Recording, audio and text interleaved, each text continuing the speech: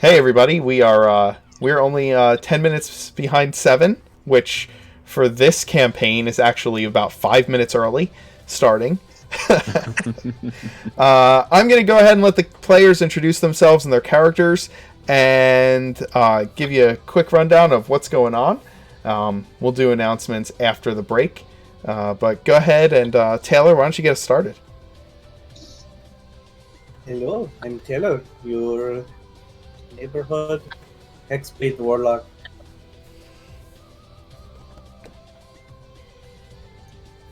Next. Okay. Just go with it. Just go. Alright.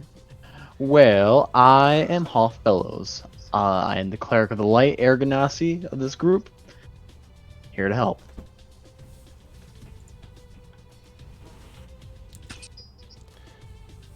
Bookist, go for it. Boom, boom. Okay. Well, hello there. The name's Rowan. Garrows. Garrows, I'll be your artificer tonight. Oh, I'm not throwing away my shot. Oh, I'm not the campaign. I'm young, scrappy, and hungry. I'm not throwing away my shot. That sums up Rowan more than you know.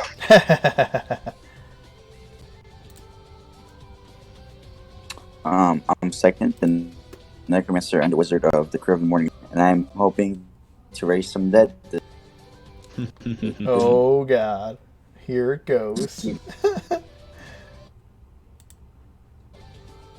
that me now? Mm-hmm. James, Warforged, Ranger, to everything that's not me, because why not? And dragons. Yeah, well, and dragons. Please consider dragons. They are to me.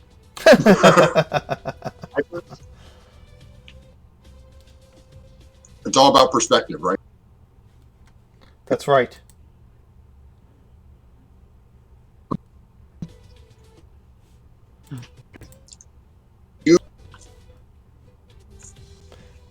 All right. And I am the Mark Knight. I am your Dungeon Master this evening. Welcome to the Lost Words of Myrwyyn. When we last left off, the crew had finally reached civilization after having been crashed on a forested mountainous island for several weeks. They are in the city of Grovhaire, where the ship is being repaired, and they have been able to pick up some supplies. Their intention is to find the next ward. Their current purpose in the city is to have their ship fixed. As the members of our little band spent some much needed downtime gathering equipment and researching things within the city, they have come back together to head back to the ship when all of a sudden hell has broken loose in the market of Grovhaire. An elven mage of some kind has called a battle cry out for the elven city of Thalriel, the fabled homeland of the elves in Orden. And as he has, a huge gate has opened above the city fountain of the Phoenix, and small and terrible-looking fey creatures known as meanlocks have been pouring out of the portal and attacking the crowded square. Our heroes are scattered at different points within the square, and they have just rolled initiative. Members of the town guard, as well as some of the marines of the city, have taken action to try and protect the people. But this crowd is being hounded by these fey creatures. Blood-curdling screams fill the square. And second, it is your action. What are you doing? Yeah. Last time I remember I don't know if he's a wizard or sorcerer, but the mage caster that we were fighting, I did. He's still under my cause fear, right?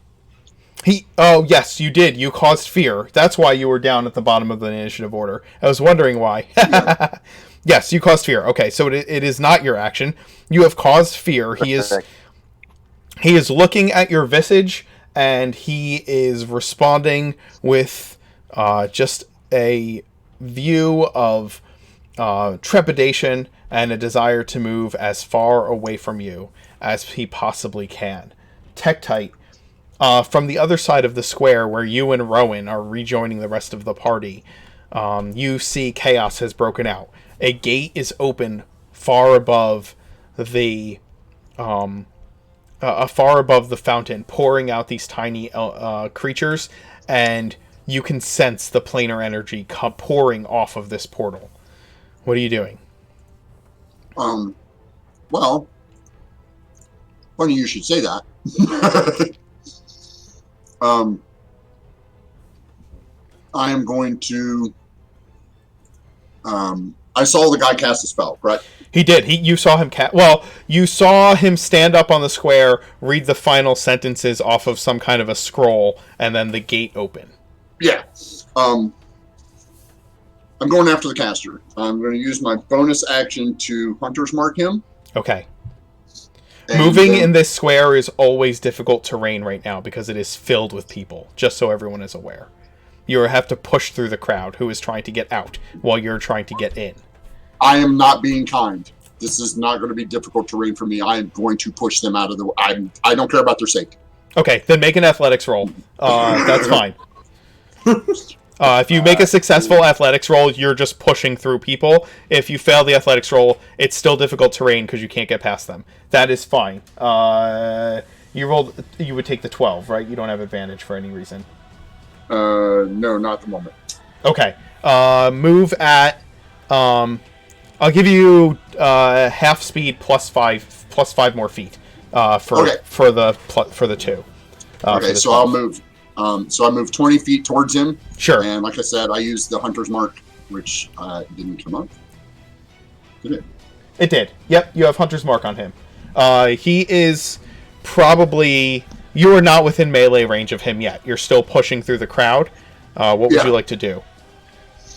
No, I'm going to use my movement. I'm going to use my action to move. I want to be right next to it. Okay, so you're double moving to try and get as close to him as possible. It'll be 40 feet. Is how far I'll move. Okay, you'll move 40 feet. Sounds good. You move 40 feet through the crowd, pushing people out of the way, not caring really what happens to them as you do so, and you wade through this sea of screaming people.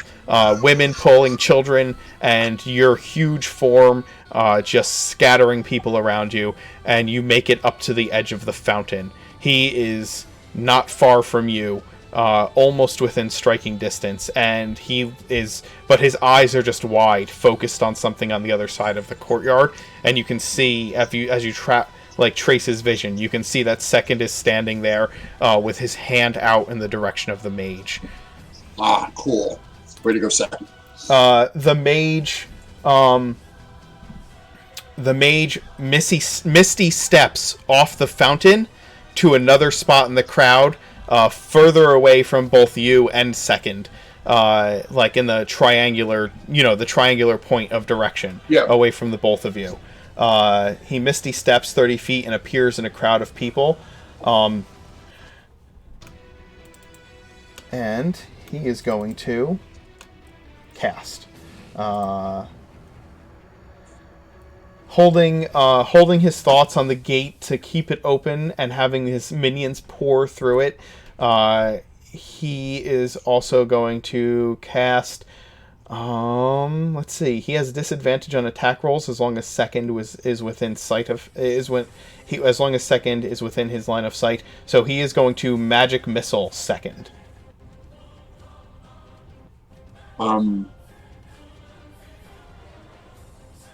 He already used a. Oh, you are absolutely right. He used the spell, so he'll firebolt on Second. You're absolutely right. He Misty. No. I'm sorry. Misty Step is a spell-like ability for him. It is not a spell, so he can still cast. He can still cast. Yes. Okay. Yeah, Misty Step is cool. Yeah, It's a bonus action. Yeah. He has Face Step, so Misty Step does not cost him a spell slot. Well, that's nice. Yeah, so he is going to go ahead and magic missile. Second, do you have any reactions? Yeah. Doesn't it have disadvantage though on me when he fires? Yes, but magic missile automatically hits. It does not have an attack roll. Is fear a concentration spell? It is a concentration spell. Okay. Yeah.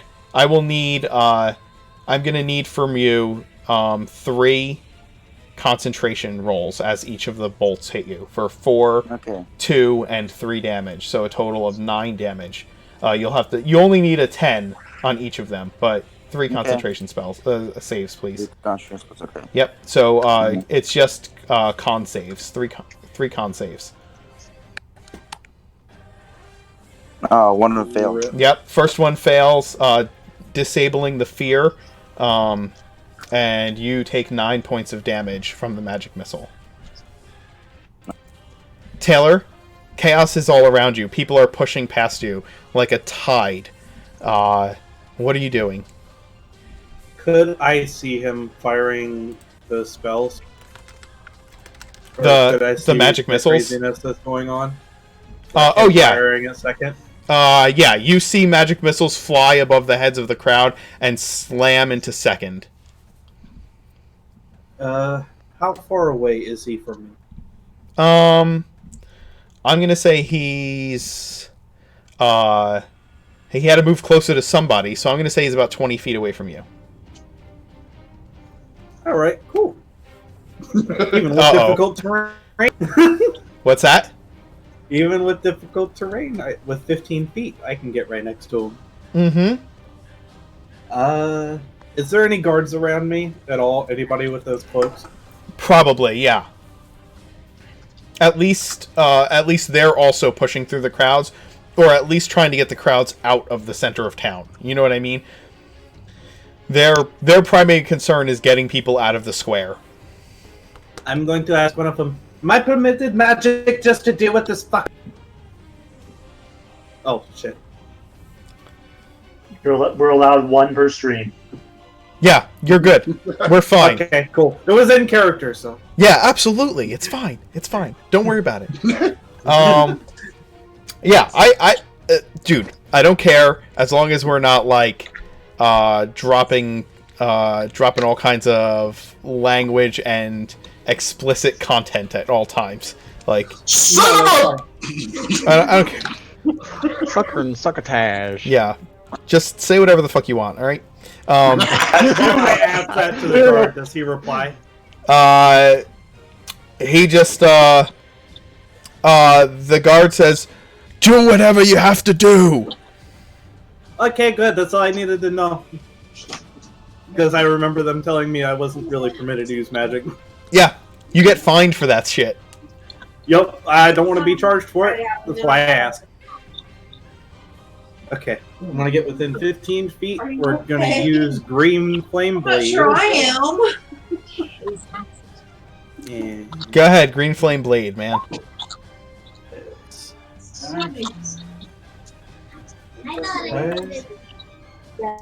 just We're getting some background noise from somebody. That's a bonus action. We're going to curse him. Is casting Green Flame Attacks. Blade a part of your attack? Right? Yeah, Action. it's an action. Okay. As long as I hit, I can use. Right. Okay. No, you only get the 1 attack. Yes, Really? you only get because as part of the action used to cast the spell, you must make a melee attack with a weapon against one creature. So it's not like you cast Green Flame Blade and they get 2 attacks. It's the attack is a part of Green Flame Blade, so it's just 1 hit attack. It's still casting a spell. Yeah. Yep. Yeah, I know. Okay, so you Hexblade curse him, and then you're gonna attack. Yep. Okay. Does a 13 hit? Does a 13 hit? Let's find out. Bring up that damn character sheet. 13 does not. Wait.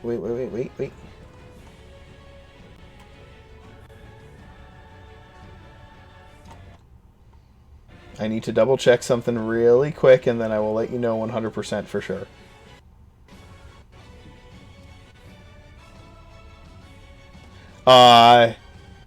No, 13 does not hit. I didn't think so. No, That is my turn. It slams into a magical aura that is surrounding him. And rebounds. Oh, so he used shield. Okay. No, he did not use shield. He did not use shield. Oh. It's not like Oh, he Mage Armor. didn't react. Yeah, there you go. That's it. Use those player abilities. Hoff. Oh boy, big old boy. I am going to do a cool new thing, and I'm going to cast Spirit Guardians around as many of the boys that are attacking citizens as I can. Okay. Sounds good. These things are just pouring out of that portal, right? There's like tons of them. Yeah. I'm trying to like contain them all within the radius, all within the how big is this radius? It's 15 feet to a side, I believe, or 20 feet to a side. For Put the spell up. They're all around me, so I'm going to get as close Yeah. to them as I can, and then you're going to just activate start it. pushing through the crowd and then activating it. Okay. Yes. Yeah, they're all. There's a bunch of them really close to you. You're about. I'm going to say that where you guys all are, you start off on the outskirts of this crowd. Okay, at different points in this square, and it's the fountain is about 40 feet from the outside of this square, okay? And that's where all these things are coming from. Tektite, you are now at the fountain, right? Yes. So everybody else is not necessarily at the fountain. So you, Hoff, starts pushing your way through the crowd to get to that fountain. You move about 15 feet closer to it. Mm-hmm. Okay.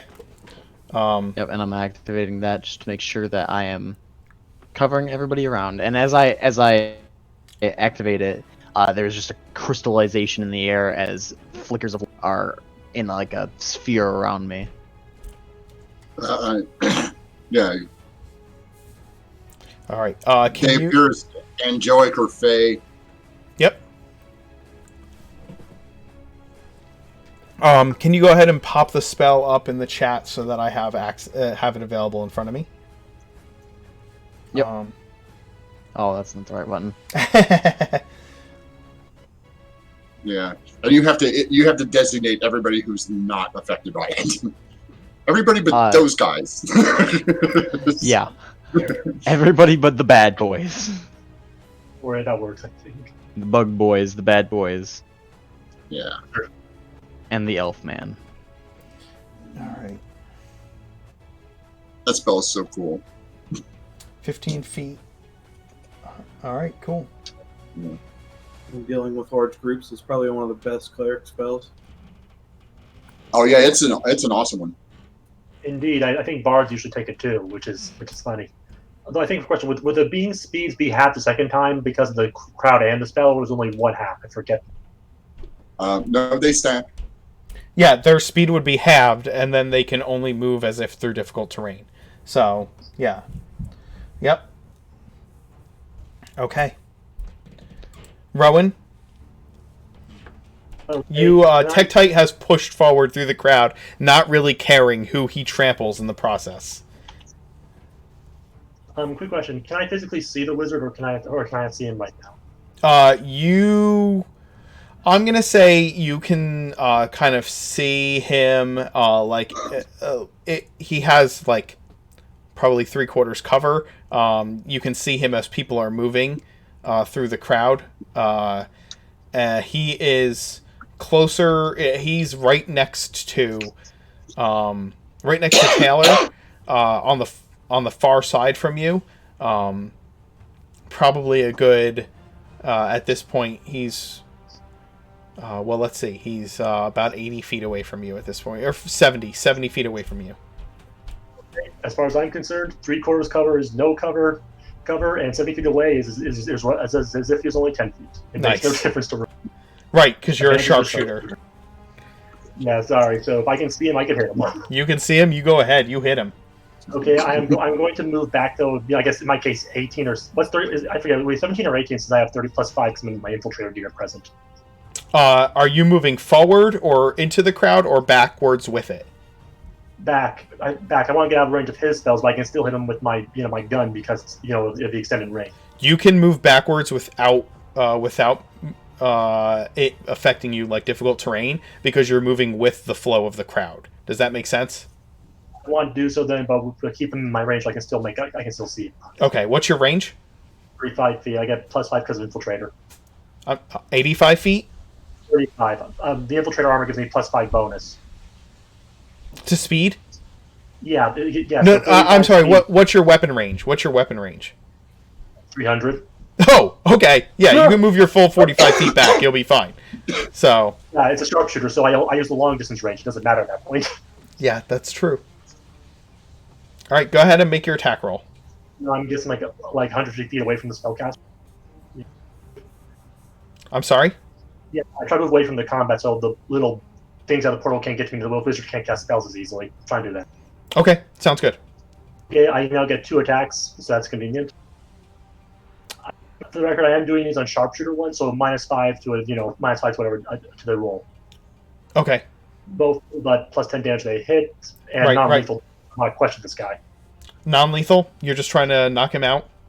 Effectively, yes. I'm trying to knock him out with supercharged lightning. You're stunning him. You're like the Essentially, yeah. You're using a taser. Literally a taser. okay, does a 19 hit? I know 10 doesn't, but does 19 hit? 19. The 10 misses. The 19 absolutely slams into him. At this point, let's see. 19. He is going to cast shield as a reaction at this point, and that's gonna block your attack. He casts shield, and your lightning hits the shield, and there's this big blue haze, and the sparks of electricity go showering off of it harmlessly over the crowd's head. Okay, well, on the bright side, I use up one of his spell slots just to try and deflect an attack at the end of the turn. I'm happy to. Yeah. Well, hey, when you want to keep a concentration spell up, you got to avoid taking hits. You gotta do what you gotta do, man. That's right. I need to mark down what spells he's used.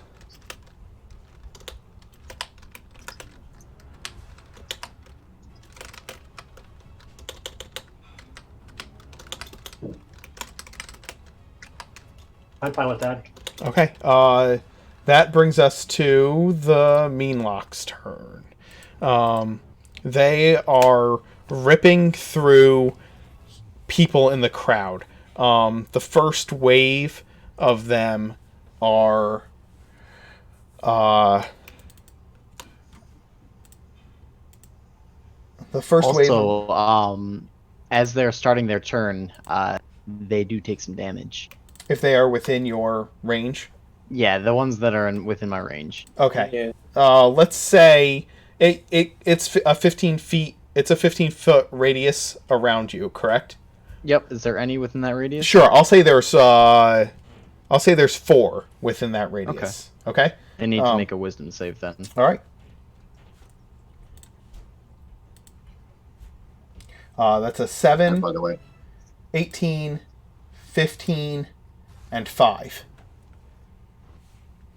All right. The 18 to 15 would succeed. And they take half damage then. Okay. So yeah, half of 22. All right. Half of 22, and then 2 take the full amount, right? Yep. If he fails, he takes the full amount. If he succeeds, takes half. Okay. 2 of them explode as the radiant energies of your spell collide with them, and the other 2 are still coming. The little motes of light just all and enter its body, and it disintegrates it from the inside out. Nice. oh, cool. The other 2 take some of that damage, and you see lacerations open up within their skin, but they pounce on people in the area and start ripping into citizens wherever they can. Since I'm at the fountain, do any of them pass me where I get an attack of opportunity? They start coming after you. Okay. So you're gonna get basically surrounded and attacked by these things. Bring it. All right. Okay. That the first one's an 18 to hit. That's a miss. Okay. 22 to hit. That will hit. Give me 1 second. Okay. I believe I have a reaction.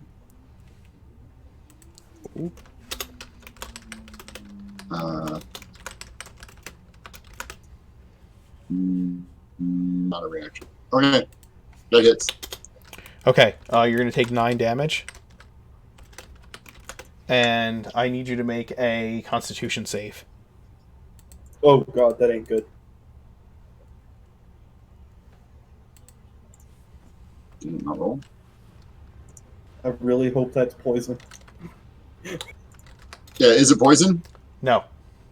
Oh no. Yeah, I failed. It's a 7. 'Cause- Okay. You are paralyzed for 1 minute. You can make the save Oh, again no. at the end of every one of your turns. That's what I was afraid of. 1 minute is 10 rounds, right? Yep. Yes. Wait, I joke, but can Warforged be paralyzed by venom? I thought they were robots.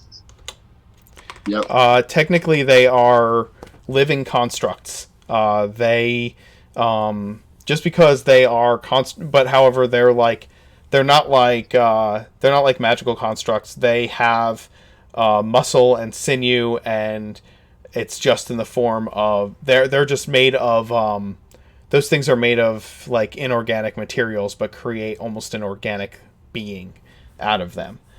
So they are affected mostly like normal humans and other creatures. Oh, So right. They're immune to disease, not paralysis, right? correct. They are immune to poison. They are resistant to poison and immune to disease. Yeah. Okay. I was wondering, yeah. Okay. Sorry. I tried to help I you. thought- Oh no! I thought Misty Step was a reaction, not a bonus action. Misty Step No, is a bonus action. Mm-hmm. It's you're thinking of there's another one. Expeditious Retreat, It's Thunder I Step, think. I think, right? No, No. Expeditious Retreat's also a bonus action. Okay. But yeah. Yeah. No, ahead. Misty Step is a bonus action. All right. So they pour around you. That was 2 attacks. You're going to take a couple more, and now that you're paralyzed, they will be with advantage. That's a 21 to hit. That hits. All right, 9 more, and the last one misses. The rest of them are not in range of you guys, but the some of the soldiers and constables in the crowd are starting to move towards these creatures, and these creatures are ripping through the crowd. They don't care about finding you guys; they just care about ripping into people. So you see merchants and tourists and sailors and families getting either ripped apart or turned into paralyzed, terrified people as these creatures just are rampaging into the crowd. Second, Yeah. it is your action. So seeing the innocent people getting rampaged, second thinks a way to maybe charm the creatures. What's the largest area of concentration where the creatures are? Right under the fountain. It's about 40 feet away from you, unless you move closer.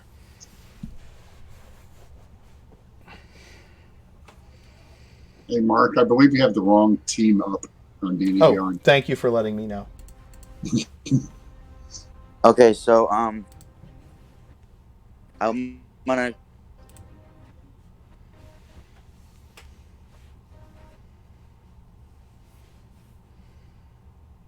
Hold on a sec.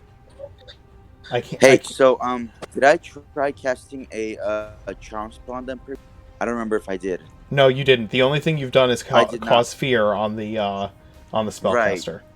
Yeah, I see the fountain area, and hypnotic pattern.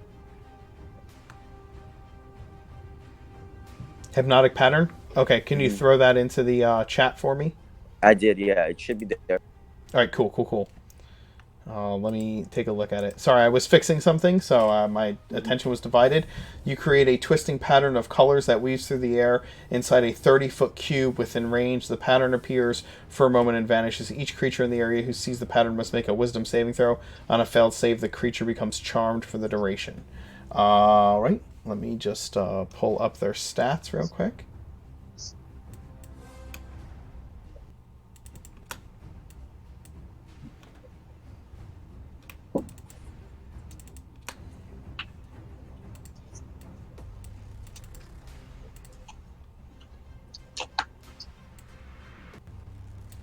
Okay, I'm gonna start making some. Saves. My save is 16. DC is 16. Okay, wisdom saves, right? Mm-hmm. 1, 2, 3, 4,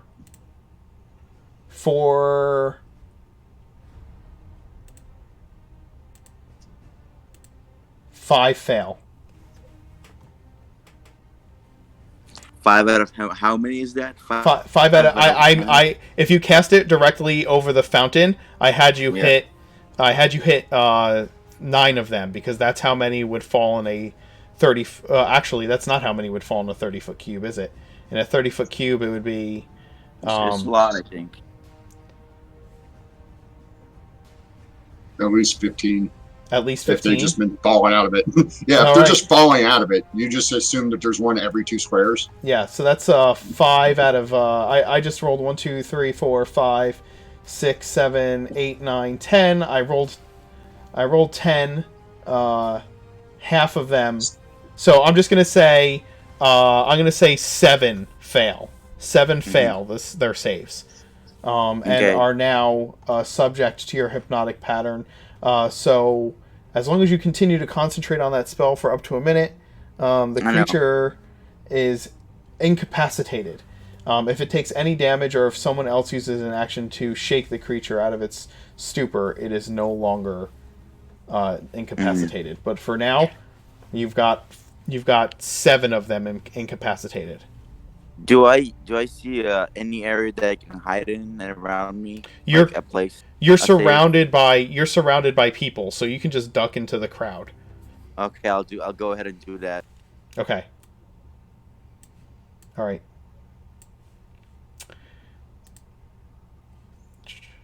You're staying far away from those creatures right now. Just trying to keep them down, right? Tektite, at the end of your turn, see if you're not paralyzed anymore.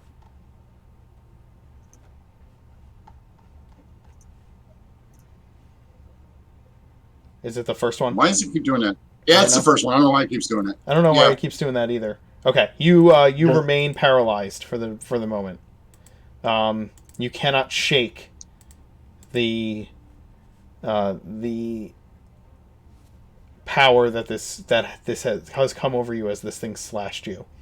All right. It is the mage's action. Taylor, you being right next to it and attacking it has put the creature on edge, and so it let's see.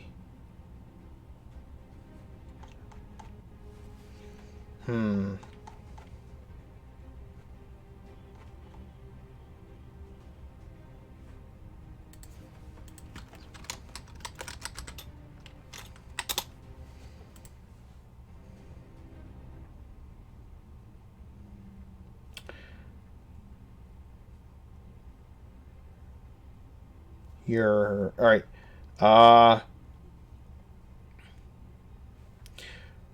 The mage turns to you and says, "The creatures are the real problem. You should deal with them.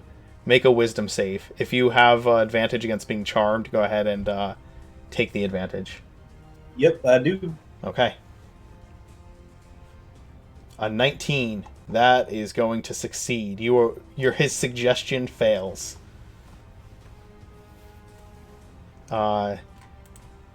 He is going to try to That is not it.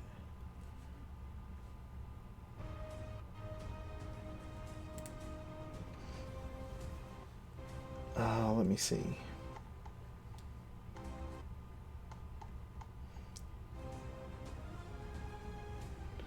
Okay. All right. So he tried using suggestion. He is going to move.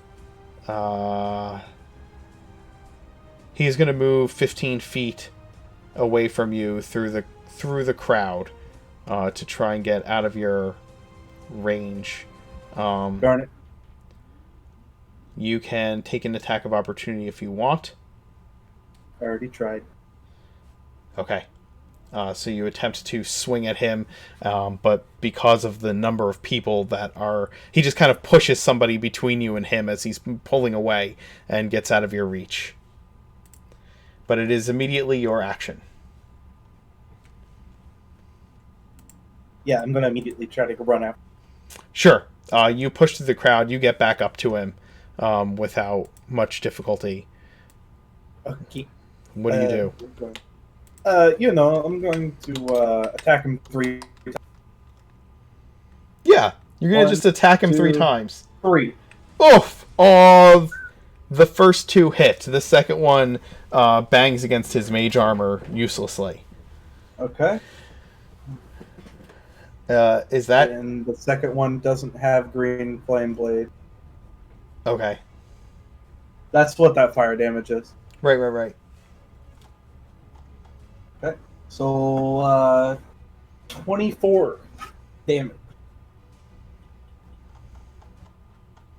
Ew.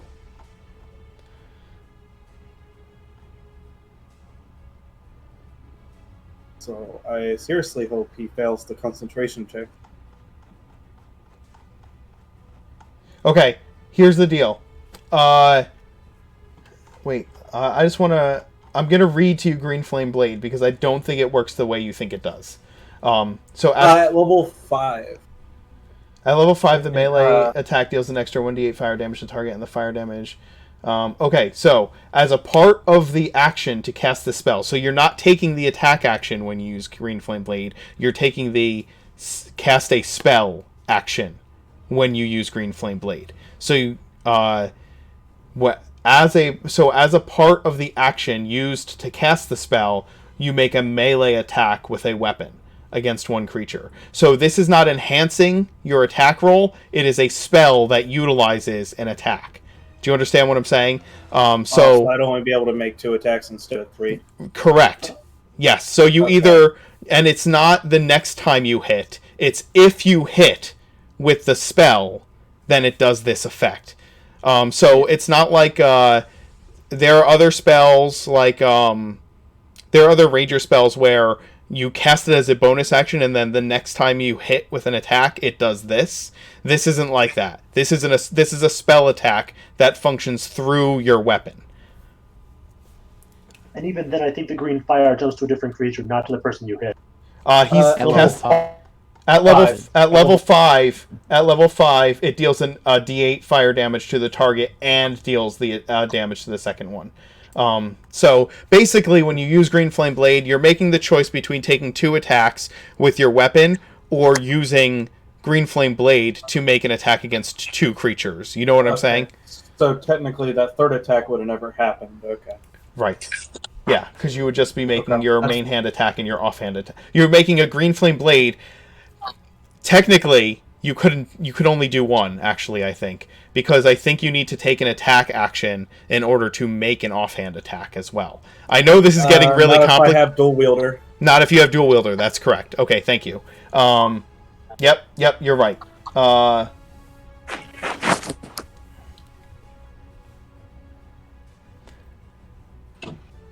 You're right.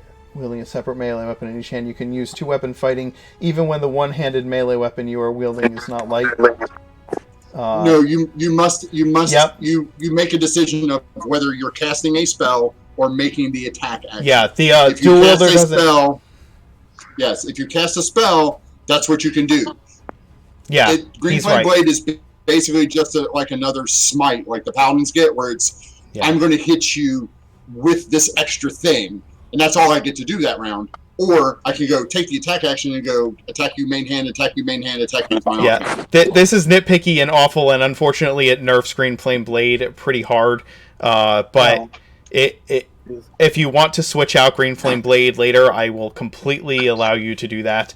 I'm gonna do that because I didn't realize that's how it works. Yeah, unfortunately, like the only way you can make an offhand attack is if you take the attack action, whether you have dual wielding or not. And you only get 2 attacks if you're eligible. You only get your extra attack with your main hand if you take the attack action. But Green Flame Blade it doesn't enhance an attack. It is a spell that utilizes a melee attack as a part of the spell's components. Yeah. So there is a way. There is a way to get around that, though. There is a way to get around this. Is if you're a ranger at 3rd level and have Horde Breaker, you get the free attack if you hit somebody. So right, you can stack right. There are other things that give you free attacks, but that's essentially how that works. I am sorry to. I know, like it's frustrating and I'm sure disappointing. But I will totally allow you to switch out that cantrip. You can absolutely switch out that cantrip. Green Flame Blade is one of those cantrips that are that's really cool up until 5th level. And then at 5th level, it's like this completely negates what I'm trying to do, and I should take something different. Darn it. Alright. Or if you want to be that fighter, man, you can use Green Flame Blade to use a great weapon master attack. Yes. Deal massive damage. There are ways to make this really good. Yep. But it's you have to. It makes one attack really good. It makes exactly for a I'll put it this way. For someone who's trying to be a dex-based, multi-attacking, dual-wielding fighter, being like a whirling dervish blender of attacks, Green Flame Blade is not the cantrip you want to take. No. Yeah. So, I absolutely switch it out. Look at Shadow Blade as an alternative. That's 3rd level though. Yeah. Isn't it? Shadow Blade? Good because it increases that damage, right? It makes it psychic damage. Yeah, but still, that's good. Somebody in the chat, Thorium Dragon just pulled up a sage advice on Green Flame Blade. Okay.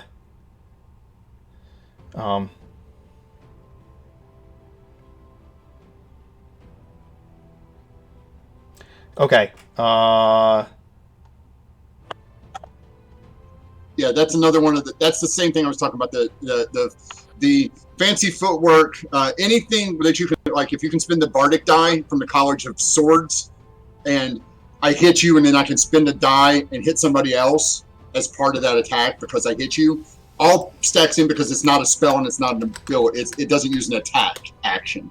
So if you're a ranger with Green Flame Blade, have a 2-handed weapon, and then hit them, and you're also a bard, you can go, bam, Green Flame Blade this guy, and then because you have Horde Breaker, you can hit the guy next to him and then spin your die and hit the guy back that you hit with your first attack, but it's still, quote, only one attack. Right, and here's another example of how it's a spell and not an attack is if it gets counterspelled, you don't get the attack roll. You just lose the whole thing. Whereas if you have something like you have something that adds to the damage of your next attack that's a spell and that you cast as a bonus action, it does that. So anyway, we're not going to read the whole thing. There's a whole bunch of stuff on Green Flame Blade. Let's just Shadow Blade. If anybody wants to use the counter spell to dispel a cantrip, I'll take that any day. Yes, we'll take that all day. But all right. So why don't we just do your 3 attacks and ignore the Green Flame Blade damage? That might be better. Yeah, that's fine. We'll do that. Okay, that's completely fine. Still pretty good. Yeah, it's still pretty good, and 3 con saves. Yeah, 2 con saves, 1 2 missed. con save. 2 con saves. Oh. Yeah, 2 is better than none. 2 is better than none. All right, so 2 con saves. The first one is going to be against, let's see, 10 slashing damage and 11 slashing damage, plus the 3 from the curse, right? Yep. Did I not click? Both have curse. Oh, So it's 13 and 14, Already right? added. 13 damage and 14 damage. So he needs to roll 2 con saves.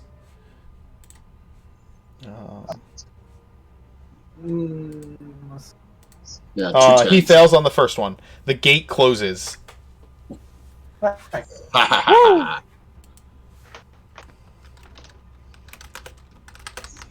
That's weird. I have Hexblade's Cursed clicked on my damage modifier. It's adding it. It's adding it. So if you look, it has the curse up above, which is 3. Oh, and then the damage. Okay. The first one is the curse and the fire. So it was 5 fire damage and 3 curse damage. So I just subtracted the 5 fire damage from it. So that's 13.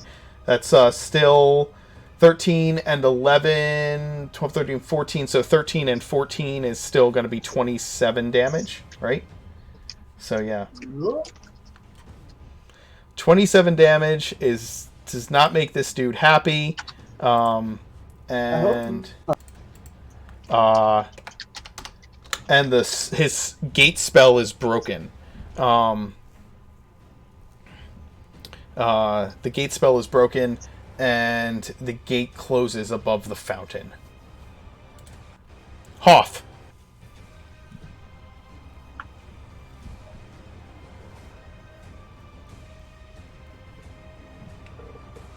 Mr. Bellows. All right. Yep. I'm just gonna scream. I'm gonna first move towards enveloping more of them in my radius. Sure. And then I'm just gonna look towards the ones that have like either they're dealing the most carnage or they're killing the most people, and I'm gonna cast Scorching Ray at 3rd level, and just get out of here. Nice. All right, go ahead and make your attack rolls with Scorching Ray. And that is. Did that kill it? First one hits one. First one hits, but I've got to do it a few more times. Yeah. Well, yeah, but you can target those individually. No, the 5 damage does not kill it. You're targeting. Are you targeting one of the ones that have already been damaged by your taking the 11 damage, the half damage? Yeah, I'll target the 2 of them that took half damage. I think there's 2 of them, I think. Let's see. Yeah, because 2 of them died, so 2 of them took half damage. Alright, so I'll make the rolls for the rest of them then. Okay. Alright. So hit, and then the 13 is going to fail. Is going to miss. So the first 2 hit one of the creatures that were previously damaged, and it bursts into flame and falls to the ground, writhing and in pain, and eventually stops screaming. The 8 fire damage hits one of the other ones, but it is still up and moving towards you. Not for long. Any bonus actions? That's about it. If I can bonus action, like, throw some people behind me, make sure that they're out of the way. Sure, you're just pushing people to get behind you and kind of signaling for them to get out of there. Rowan? Yep. Okay, is the crowd clearing at all, or? It is slowly dissipating. There are a lot of people here. Probably one more round and you will no longer be in difficult terrain. Okay, Rowan at this point can, okay, since he used shield last time, I'm probably not going to sharpshooter shoot him. I'm going to, okay, I am at this point only going to do my normal attack. It's fine. Okay, go for it.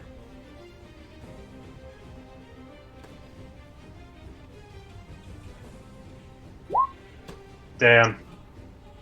No, those don't even... He doesn't even need to shield. In spite of your sharpshooting ability, your shots go just over his head as you're trying to shoot around the crowds. Or kind of through the crowds. Any bonus actions, Rowan? Artificers really don't get bonus actions until way, way later, unfortunately. Hey, that's fair. Yeah, it's definitely fair. I'm gonna move 35 feet away from everything again, so they can even harder from me. I mean, I can still hit them. Sure, no problem. The mean locks are going to attack. They are starting to get in range of each of you. Tektite, you're going to take a bunch of attacks at advantage, since you are still paralyzed. Oh yeah. 17 doesn't hit you, right? Nope. Alright, that's one. The second one doesn't hit. The third one is a critical. You're going to take 13 slashing damage. The fourth one is a 19 to hit. That hits. Alright, that's 6 slashing damage. The next one misses. And the last one hits you for 7 damage. I'm gonna do the saving throws for the ones that are near Hoth. Let's see. The ones that are already injured, we'll do theirs first. And it's Wisdom, right, Hoth? Yep, Wisdom 15. Okay, the first one dies. That was the only one that was left that was injured the first time. So one dies. Another one, the next one succeeds on its Wisdom save. It is still standing. The third one, what's the Wisdom save? 15. Then half damage on a Alright, save. 2 take half. The third one dies. I'm sorry, the fourth one dies. The fifth one dies. And the sixth one also dies. So 2 have taken half damage. They then... Right? Those Milux, the ones that crit tech type mage here? No. He is not next to Tektite yet. He's only moved 30 feet forward. So, actually, he is just... he's moved 30 feet forward, so only about 5 feet of his spell are even within the range of the fountain right now. The ones that have survived your spell are going to attack you, Hoff. So that's 2 have survived your spell, so you're going to get attacked by 2 of them. The first one is a 16 to hit. Just barely hits. Okay, 7 slashing damage and make a concentration save, right? Yeah, Constitution save. Constitution save to maintain concentration. Ooh, just barely Made it. saved. You said 7 points of damage? Yeah, 7, and then the second one is a 12 to hit. 12 does not hit. Okay. And then do I have to make another con save for poison? You have to make a con save. Yeah, you have to make a con save against being paralyzed. It's not poison. You fail. You are paralyzed. So you will stop moving. Second, none of them can reach you because you have ducked into the crowd, and Rowan, you have pulled back away from the crowd, so you are out of their reach as well. But Taylor, you have been fighting the mage within the confines of the crowd, and a couple of them are coming at you as well. 23 to hit. That's gonna... Darn it.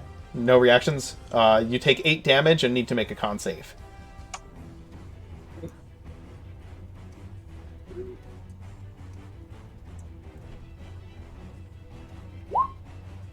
You succeed. The second one is going to attack you and miss. Okay, cool. You took 8 slashing damage from the first one. I don't know if I said that. Yeah, I took it off. Okay. Second, you still have 7 of these things hypnotized. Mhm. And you are maintaining concentration on the spell. What would you like to do? Yeah, so what would I do actually in this situation? I'm not sure. There are dead humans on the ground. And other creatures. Yeah, but there's civilians. Wait, creatures? Just keep creatures. Is that? I mean, there are various. There are like half elves, humans, dwarves, gnomes, halflings that have all been attacked. They're just not all human. There are dead civilians lying on the ground. Right, there's still civilians. There's also dead monsters. There are also dead monsters. There are also dead monsters. That's true. But do they have bones? I'm not sure if they have bones or like. Sure. You know, they have exoskeletons, but they would still be turned into zombies. They just wouldn't be turned into skeletons. Okay, now is there one of those creatures that's dead very close to that is the closest to the I don't know if he's a warlock or sorcerer. I'll just go the mage. Most of the dead ones are actually around Hoff right now. Oh, okay. Good going, man. Yeah, he's killing them all. Nice. Yeah, Spirit Guardians will do that. Yeah. Okay. Combination of Spirit Guardians and Tektite being a bullet sponge. and Scorching Ray, that'll do that. Yeah, Tektite being a bullet sponge over here. I mean, hey, when you're the tank, that's what you do. Hey, so how far is he? How far is the... Like, can I cast a spell on him? I can see him, right? Who? The mage. You can see the mage. He's on the other side of this courtyard from you. So he's like I said, he's like 80 feet away unless you move closer. Perfect. Okay. I will cast a level 3 Scorching Ray at him, specifically at him. And I will cast all 4 rays at him. Okay, go ahead and make all 4 of your attacks with your Scorching Ray. Let's see. Oh, crap. Crit! No, I didn't. No, none of them crit. They always look like they crit. I know. Okay, So it's like so 21 and 25. the 21... Yeah, the 21 and the 25 hit. Dealing 11 and 6, so 17 damage to him. Dang. The mage... okay, so here is what happens. Several Scorching Rays hit the mage, and he is in terrible shape. They hit him, and he just kind of stumbles backwards. He's on fire, and he's got a crazed look in his eye. Tektite, what are you doing? Oh, you're making your I'm making my Constitution. make your Constitution save. Come on, unparalyzed so you can heal yourself. Does he have cure wounds? I forget. Yeah, that's... Yes. Yes, but unfortunately, this is at the end of his action. He is still paralyzed. You have a +3 in Constitution. There's no reason you should be rolling this low. The dice are hating you. According to... it's been all week. I know. It's been all week. According to Dio and some of our others, I am assuming that somebody is going to say you need to dab to the dab god soon, but I do not agree with that. What I need... What you need is what? You got the last session for Mark, right? What you need is what? Inspiration? Inspiration. Can I burn my inspiration to have him roll again? No, he rolled twice, so No, I only rolled once. well, yeah, but it has a 5 and a 6. Oh, yeah. By the way, don't you have inspiration like Mark gave it to you last week at the end of the session, right? No. Yeah, he did. When we were asked when the wizards were asking you questions, you answered with 1-syllable answers. I did. I gave you inspiration at the end of last week. You must not have marked it off. You have inspiration. So if you need to use it, use it. The mage casts Fireball centered on himself. Oh. Wow. What? By any chance, are any of the locks in the... We're fine. Oh boy. No, I don't think they are. He's running like the opposite direction. Fireball has a 20-foot radius? 20-foot radius. 20-foot radius? Yes. A whole lot of people are going to die right now.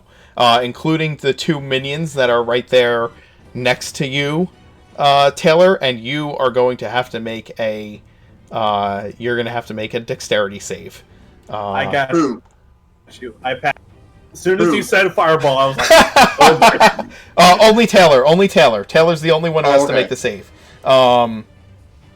Because she's the only one that's within range.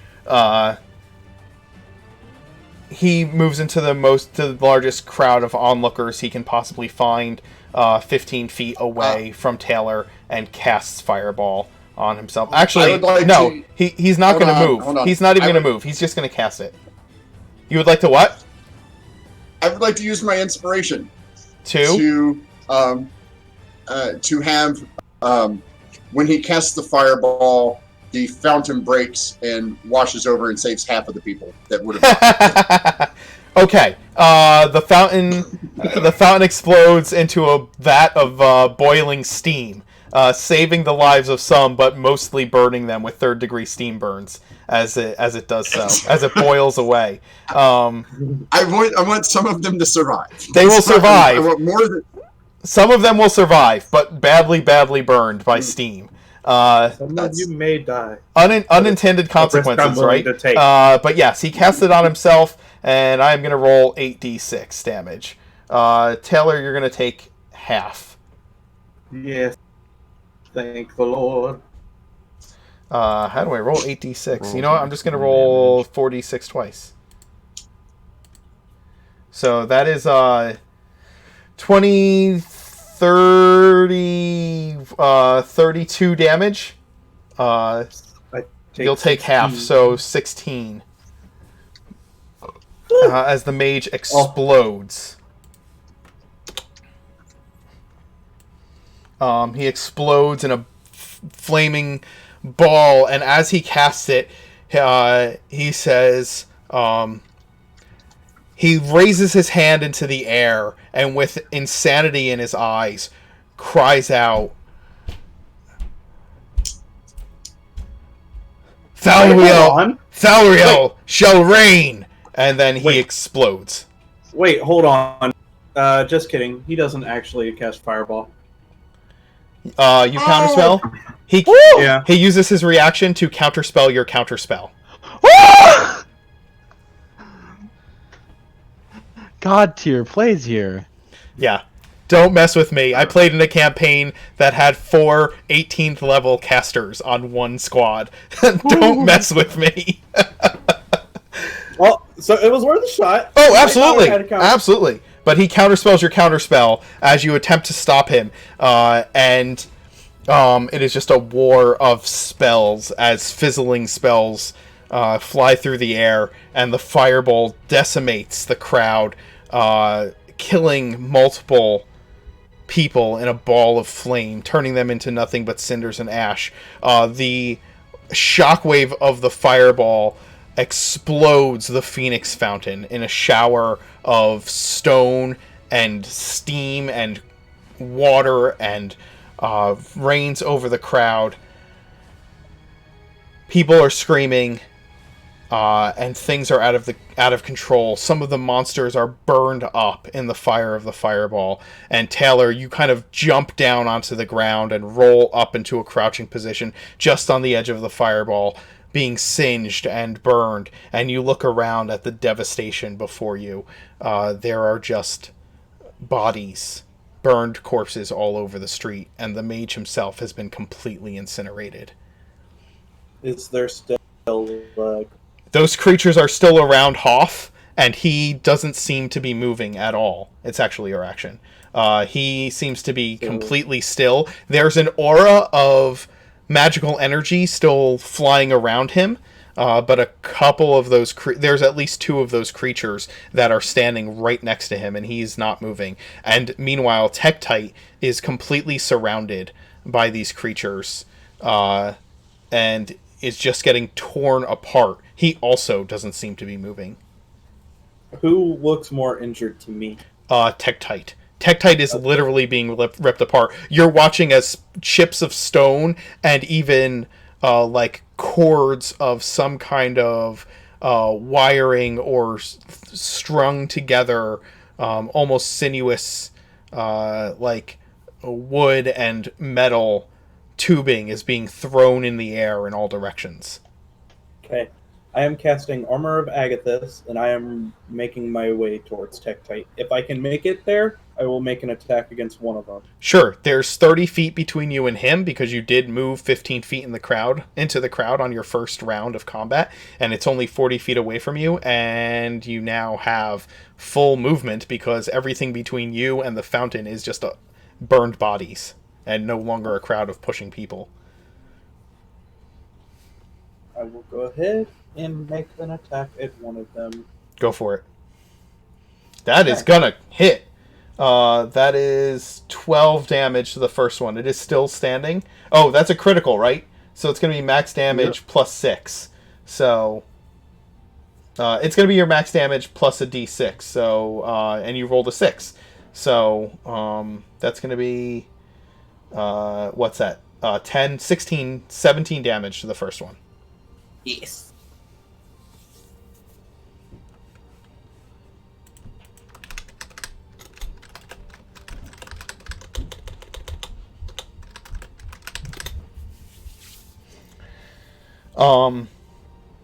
Okay, so 17 damage. It is still standing. Not for long. You have 2 more attacks, don't you?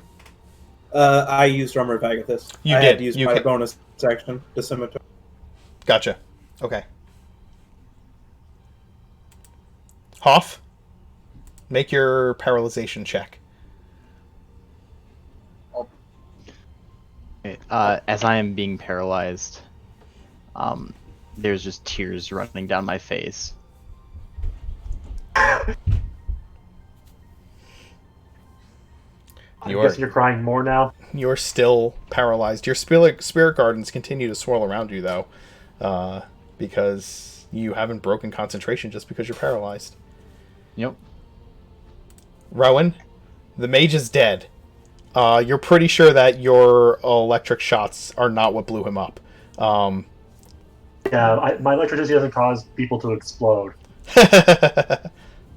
Though maybe in the future I could figure that out. Explosive electricity. Can I ask a question, Hoff? Are you crying because of the devastating loss of all this human life, or are you crying because someone else killed a bunch of people with fire and not you? I'm crying because of the horrible loss of life. Okay. I had to ask because people were making comments in chat. So, I just need to make sure. Maybe some little corner of his mind. David said, all this fiery devastation, and it isn't mine. It's not mine. Hoff, probably. Some small corner of his mind. It's like, that's what I should have done to the ship. When all those eagles were attacking. I see, okay. Alright, so Rowan, it is your action. Okay, I don't think I can get within 60 feet of them, just okay from with one move, so I'll move 35 feet closer. Okay. Okay, and I'm going to make 2 attacks against the 2 main locks. I get main locks by tech type for sure. Sure, go for it. There's one that's been injured. I'm going to say the one that Taylor attacked is on the opposite side of Tektite from where you're facing. Do you know what I'm saying? You're coming in from behind Tektite, and Taylor was coming in from in front of Tektite. Okay, like as long as I can see him at all, I can hit him. Yep, you can hit whatever one you want. I'm going to try and look for the one that's more damaged, try and finish off quickly first. Sure, go for it. That will certainly do it. That, well, the first one's going to miss, but the How second... many nat ones are we going to roll this session? It's a nat 1. 3 of them this session. This is getting like, please do me a favor. Do me a favor. Roll D100. Oh, Jesus, no. Wait, or Rad, no.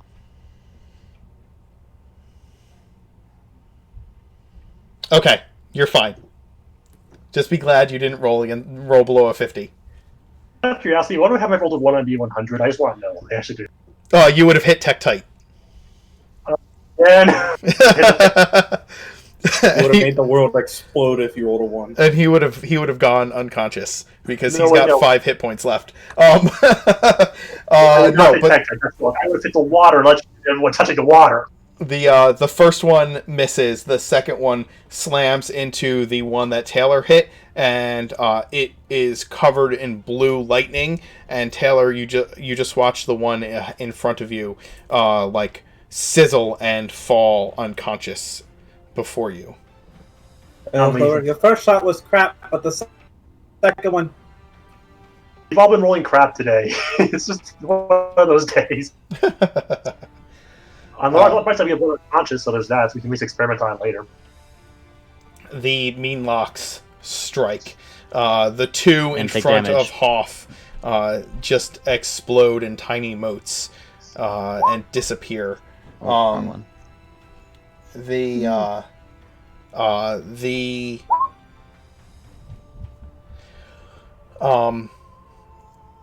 are still 5 around Tektite, and 3 have now reached second at this point.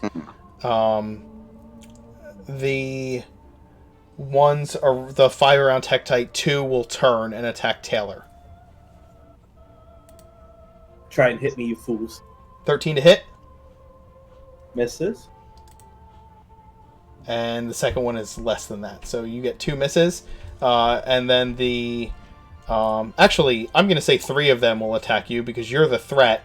And then the 3 behind Tektite. Actually, why don't I just have one of the ones behind Tektite who's still paralyzed attack him? That's a 20 to hit, and that's going to put him down. 20 hits you, right? Yep. Okay, you're unconscious. So that leaves 2 more to attack Taylor. That's a 17 to hit you. Just barely. 5 damage. Roll a Constitution save. Okay. He also takes 10 cold damage. It does take 10 cold damage. Understood. You are fine. The last one hits you, 22 to hit. That's Yep. going to be 6 damage, and make a con save. Okay. Also takes 10 gold damage. Yes, it does. Rip. I'm paralyzed. You are paralyzed. I didn't have the 3 that reached They second. still hit me well, What's that? and they still take 10 damage. I know they will. They will still take damage. Okay, second, a couple of them are going to attack you. The first one's going to... Can I do a reaction? Yeah, absolutely. Alright, cool. Alright, what's your armor class with shield? 18.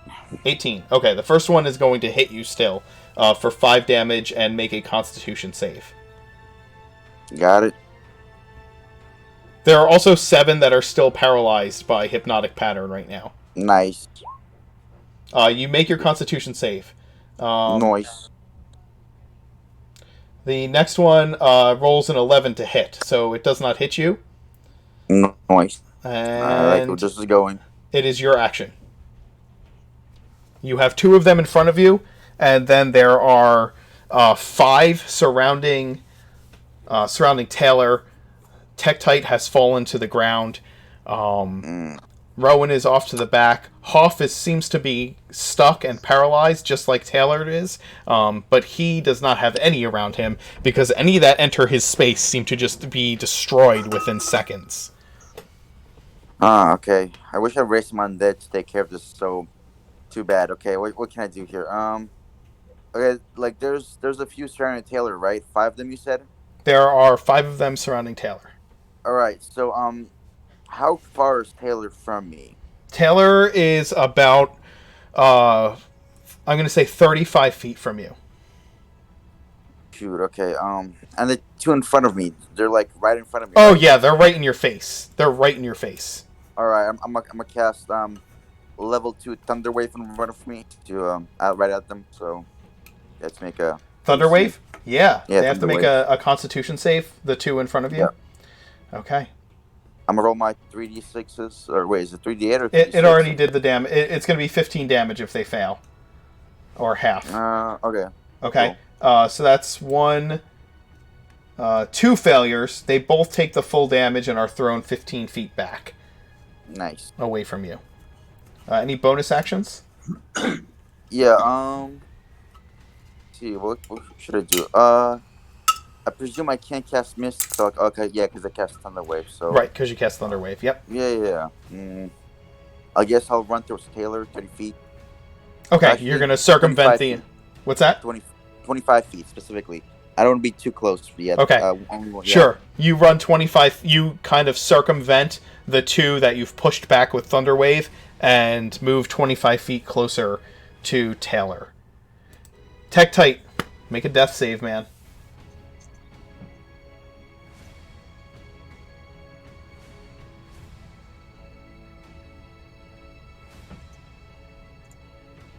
Oh my god! Oh my god!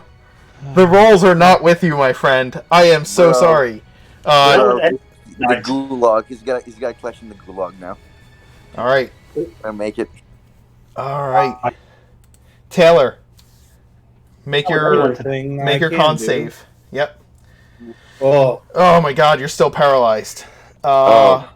Hoff, make your con save. Constitution save still. Really? I'm paralyzed for a minute. If I roll a 20, I have 1 hit point. I want to be able to get up. Huh? I think the paralyze wears off as you're dying. No, Yeah. Sure. It lasts for 1 minute. Yeah, I don't think that... If you're living, but you're not. Yeah. Hold on. I'm still paralyzed. I believe Okay, you are. okay, I feel like your system is bugging because you can't consistently get a crappy roll. It's not possible. It's just like after one after the other, like keep getting the same roll. around the same like parameters of like 4 and 5. I don't know. That doesn't look good. It's not right.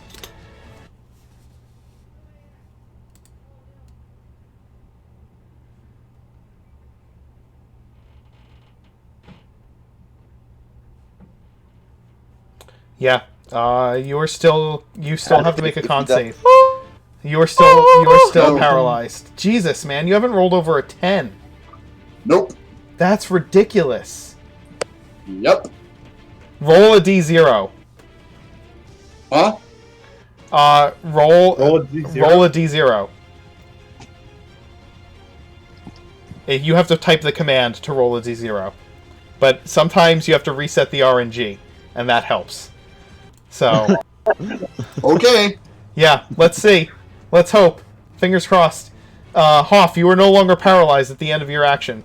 Rowan, you're one of the 2 people who are still left moving. There are 7 of these creatures that are paralyzed. There are 5 of them attacking Taylor, and there are 2 of them that just got pushed back by a thunder wave by second. Oh. And where's second in comparison to me? Second just moved 25 feet closer to away. Well, he moved 25 feet closer to where Taylor is, and his 2 creatures are still behind him. But Rowan, it is your action. Here's a question I was wondering. I can probably get within 60 feet of at least a tech type this time. I was wondering, could I want to spend my inspiration essentially in order to make it so the shatter spell is going to cast does not hit tech type, only hits things surrounding it. You can probably... Here's the thing. He's laying prone on the ground, right? So you can probably angle it up so that it doesn't hit his prone body. Since it's a sphere, you can probably angle it so it doesn't hit his prone body and still hits the monsters. But you're going to hit Taylor, right? If you hit them. Is Taylor that close to Tektite? Yeah, Taylor ran up and started fighting the ones surrounding Tektite, and now they've surrounded Taylor instead. Yeah. Okay. Taylor can take one for the team. The other thing is you can try and move close enough that you can shatter the 7 that are... Taylor will remember this. You can shatter the 7 that are incapacitated and have 0 movement. They will automatically fail. They'll make Constitution saves, right, for shatter. So Yes. Yeah. We can capture them. It's a better idea to capture them. They're not a threat. No, capture monsters? No, I think these are now, killed. They're not doing anything, so we can time up later on. they're only incapacitated for a minute. So by the time the combat ends, because it's already been about 3 rounds that they've been incapacitated, so there's only about 7 rounds of incapacitation. Anyway, if you can hit all of them at once with your shatter, I think. What's the radius on a shatter? 10 I think feet. it's 20 or 10, man. It's 10 Oh, it's a feet. 10-foot radius. Okay, so you couldn't hit all of them, but you could probably hit like 4 of them. Right. Can I angle it in a way that I can hit ones running tech type but not hit Taylor or tech types? You want to hit the ones that are you can, if you angle it like that, so you're not hitting Taylor or Tektite, you will be able to hit 3 of them. If you don't care about hitting Taylor, you can hit all of the 5 of them surrounding Taylor. Hit all 5 of them. Our cleric is alive and fine. Okay. I look at Taylor. Taylor. Do you feel left to take? Can you take a punch? Taylor is paralyzed. She can't respond. I can't respond. I just a little. Taylor goes, oil can. Yeah. Well, Taylor doesn't look that well. She doesn't look that injured, right? And, like compared to, like she doesn't look that I injured. look fairly injured. Thank you. Okay, okay. That's what, because like if he was like doesn't look that injured, because I'll joke he's like look, I'm trying to loop because your Beyond thing says you have 38, so it doesn't look like you're that injured. That's what I'm saying. Oh, he's not using D&D. Yeah, he's not using D&D Beyond. He's got 13 hit points left. Yeah. That's why I was asking. She's fine. She's fine. Okay, so here are your choices. You can either hit. I only able to 3 at that point. Rowan, I mean, if Taylor's that injured, Rowan would not, bring someone else into a fight. Okay, that's fine. So you can It was a you can high angle it LP. away. You can angle it away from Taylor and Tektite and hit 3 of the creatures that are surrounding Taylor. or you can hit 4 of the paralyzed ones that are under hypnotic pattern. But remember, if you hit them and they don't die, they are no longer affected by hypnotic pattern. To get through the ones that are trying to kill Tektite first. No problem. Go ahead, Right. and I will make Constitution saves for them. And of course, I had to roll blind. That's embarrassing. 1, 2 make it. 1 does not. So 2 take 2 damage. 1 takes the full 5 damage. They are still standing. Yeah, that was great. Now I'm rolling like Tektite. Thanks for that. Minimum damage. Okay, the Meanlocks attack Taylor. All 5 of them. The 2 that the first 2 I'm gonna roll are the ones that have already hit you and taken the 10. Miss and hit. So the second one dies, hitting you for 9 slashing damage.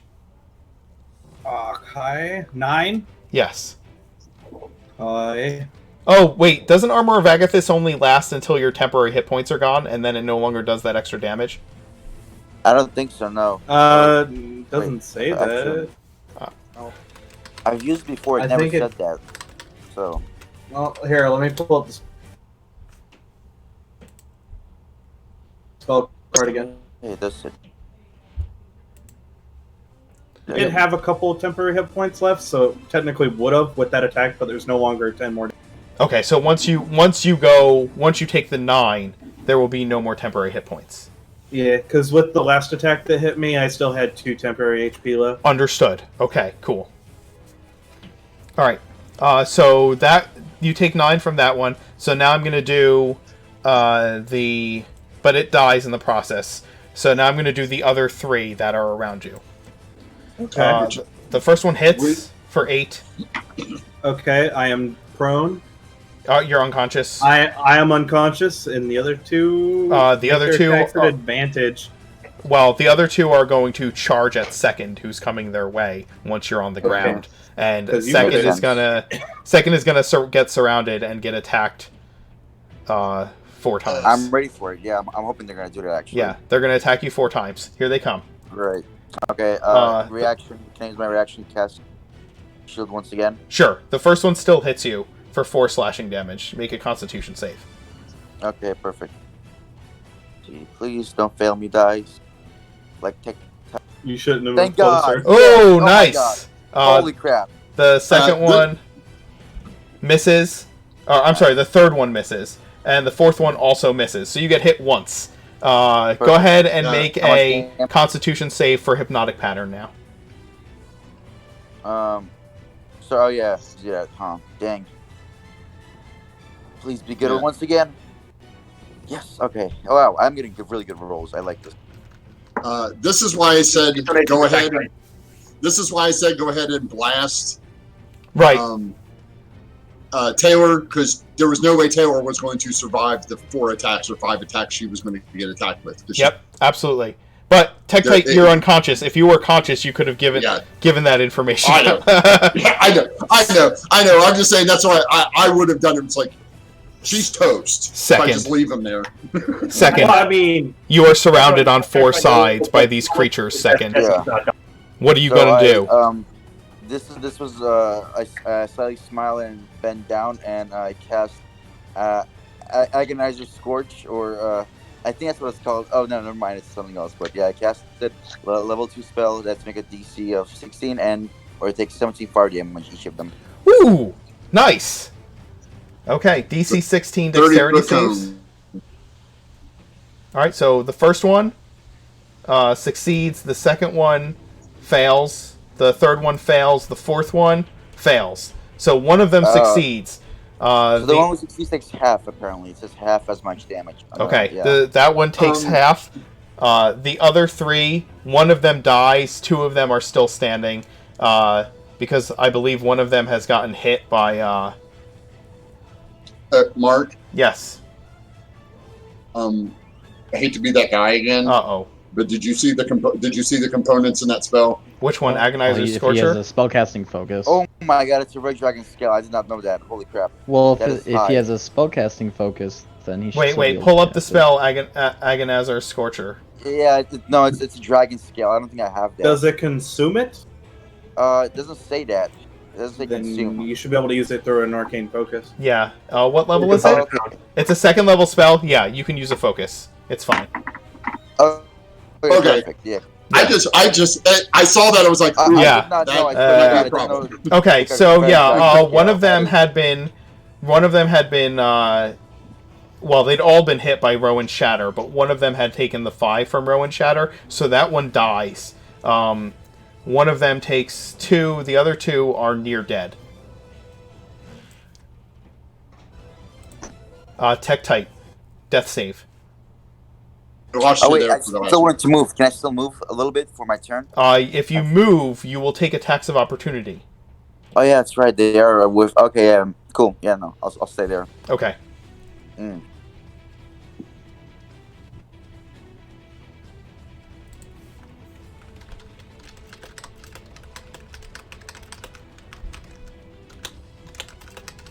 Come on, Tektite, you got this. Oh, is it my turn? Yeah, now? make it death Yeah. save. Good luck, man. Sure. Oh my! Come on, no, that can't be possible. Tektite keeps using Oh, inspiration. for that are so low. Damn, there's my Constitution save. There's my Right. Constitution save. Are you kidding me? Nope. Dude! Tektite's dead. That's only 2 Wait, Tektite's fails. not dead. That's only 2 fails. Yeah. There's nobody that can heal me. Yeah, there is. There is. Heading in his There is. But Taylor. I can't make it in. Hey, I need Hold two on, rounds. Can Hoff anybody- is still standing and not Can paralyzed anybody anymore. hear me? I can No, hear you. we're all talking over each other. I can hear you. I've talked a couple times and it's like He's nobody's about to die. responding. We're all getting Like- anxious. My turn's like soon. Yes, so- Taylor, go ahead. Taylor makes Make a success. death save. You succeed. I made a 6-8. Okay. Hoff, it is your action.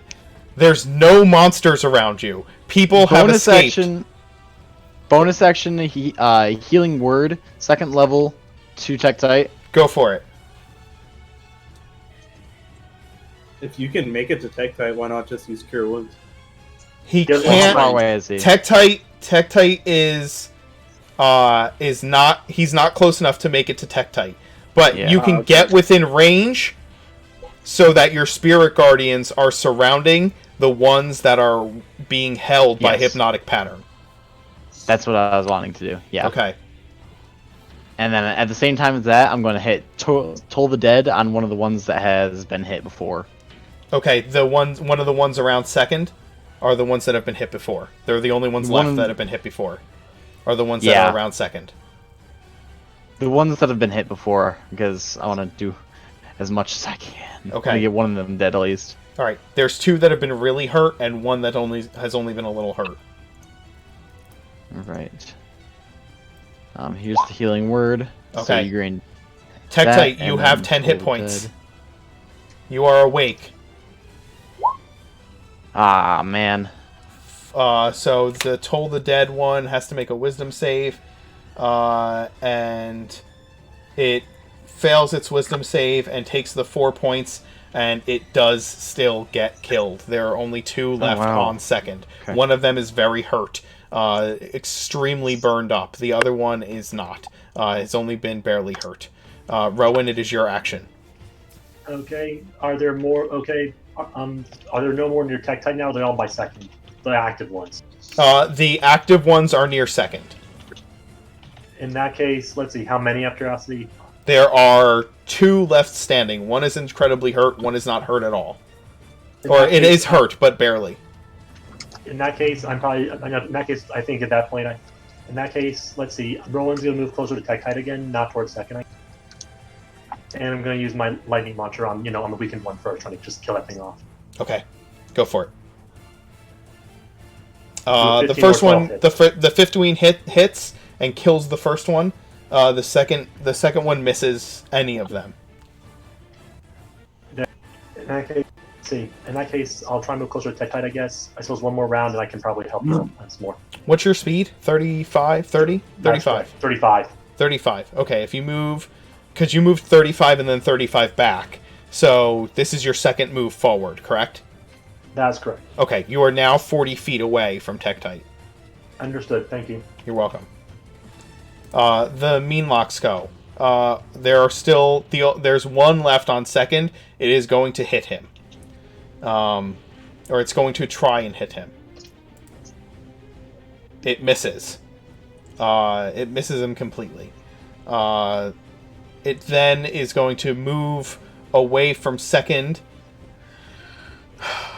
Nope, it's just going to stay there. Just going to stay there and threaten second. Second is your action. There's one right in front of you. It's barely been hurt. And then there are the ones you're concentrating on. Yeah, okay. So, it's barely hurt, you said, right? Is it barely hurt? It is barely hurt. Oh, okay. That is not good. I don't want to waste a really good spell on it. That's beautiful. Really, but you know what? Whatever. I'll cast I'll cast Firebolt right at it. So Firebolt. Yeah, it has to be good. That 15 hit. Yeah, that hits. Is it within 5 feet? It is within 5 feet. You do have to make a second roll to see if it for disadvantage because it's right in front of you. Crap. Okay. Please be good. I'm sorry. Oh Christ! You can use a bonus action to aim, right? So you can do that. Can I do that? You can use a bonus action as long as you don't move. You can use a bonus action to aim and negate it. So yes. Okay. I didn't know that was there. Okay. Yeah, that's a house rule. If you spend your movement and a bonus action to aim, you can negate disadvantage. Alright, I'll do that.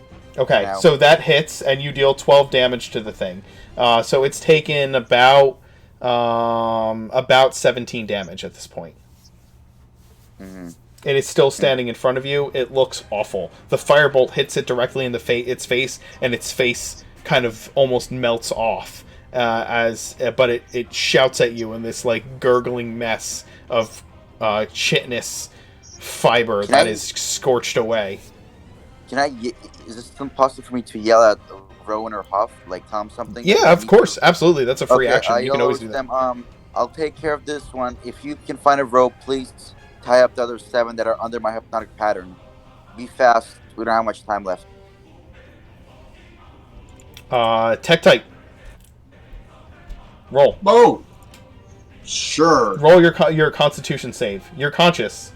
You make it. You're conscious and you're no longer paralyzed.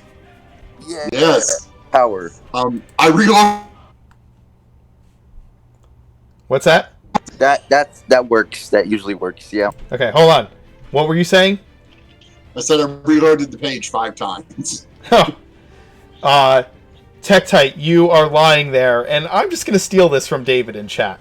Hoff has spoken a word of healing, and as the light in your crystal matrix eyes begins to fade, it suddenly burns with renewed radiance, bright as the sun itself. You cannot die this day. You cannot remain paralyzed. There are still dragons to kill. You got work to do, Tektite. Get up. Awesome. Well, that was my turn. Tektite. Taylor, is that your first failed death save? Yeah. All right. So you've had, what, 2 successes and a failure? Yeah. One success and one failure. And you're no longer paralyzed. Yeah. Okay. Hoff, it is your action.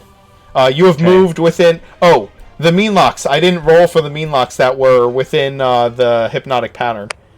No, you did not. Oh. Thanks, Thorium. It is chitinous. Let me roll for the Meanlocks around you. They are wisdom saves, correct? Yes? Yes. Wisdom saves? Okay. Yeah. So, You want me to roll damage for them, or...? Yeah, go ahead and roll damage for them. The ones in the hypnotic pattern, any of them that succeed on their saves are going to take half damage and no longer be paralyzed. So it's going to do 17 radiant damage. Holy crap. Alright, the first one succeeds, so it takes... half. So it takes half. The second Takes one. 9. The second one succeeds and takes half. The third one fails and takes 17. The fourth one fails and takes 17. The fifth one succeeds. So that's 3 successes so far. Another failure. 1, 2, 3, 4, 5, 6. One more. 7. So 1, 2, 3 succeed and take 9 damage, and then 1, 2, 3, 4 fail. They are mostly dead. Yeah, so you have 7 that will act on their next turn. But it is your turn now. So what are you going to do? All 7 of them live, but 3 of them are 4 of them are nearly dead. Stay in the middle of them. Bro, why did you This is a hard one. No, So I just want- a second. For a second. I I want know. to use Healing Word on Taylor, but also I could take some of those out and not have them have the chance of. What are you going to do? What are you going to do? I'm up. Technically, Please. Taylor, if we're I'm up. speaking tactically, right? Taylor still has 2 rounds before she is Either right before she completely is dead or- before she is dead or stable, and but I could critically fail. that's Yes, true. critically You fail. could Don't critically bring it up, fail. don't You bring it up. die. Rowan is also within 40 feet of her, and can Okay. also cast spells and healing. Okay, Rowan, you're my savior. I'm going to cast Scorching Ray at 2nd level. On the ones that had failed the saves, but, Okay. but then The 4 that have failed the Still save, alive. or the 3 that have 1, 2, 3, 4 of them failed the saves. On the 4 that yeah, failed I'm the gonna be able saves, to do it on. I'll do it on the 3 of them because I can't cast 4 of them at the moment. that hits. That hits. That misses. Oh, So you kill 2 of them. okay. Yeah, Yep. you burn holes through the heads of 2 of them, and they fall to the ground in a writhing mess. So there are now 2 that are mostly dead, and 3 that are only a third of the way dead. Oh, and the one that's mostly dead right in front of 2nd. Rowan, it's your action. I'm gonna move and get to Taylor, I think, since she's currently lying on the ground. Yes, Okay, you are within 5 feet of Taylor. the case.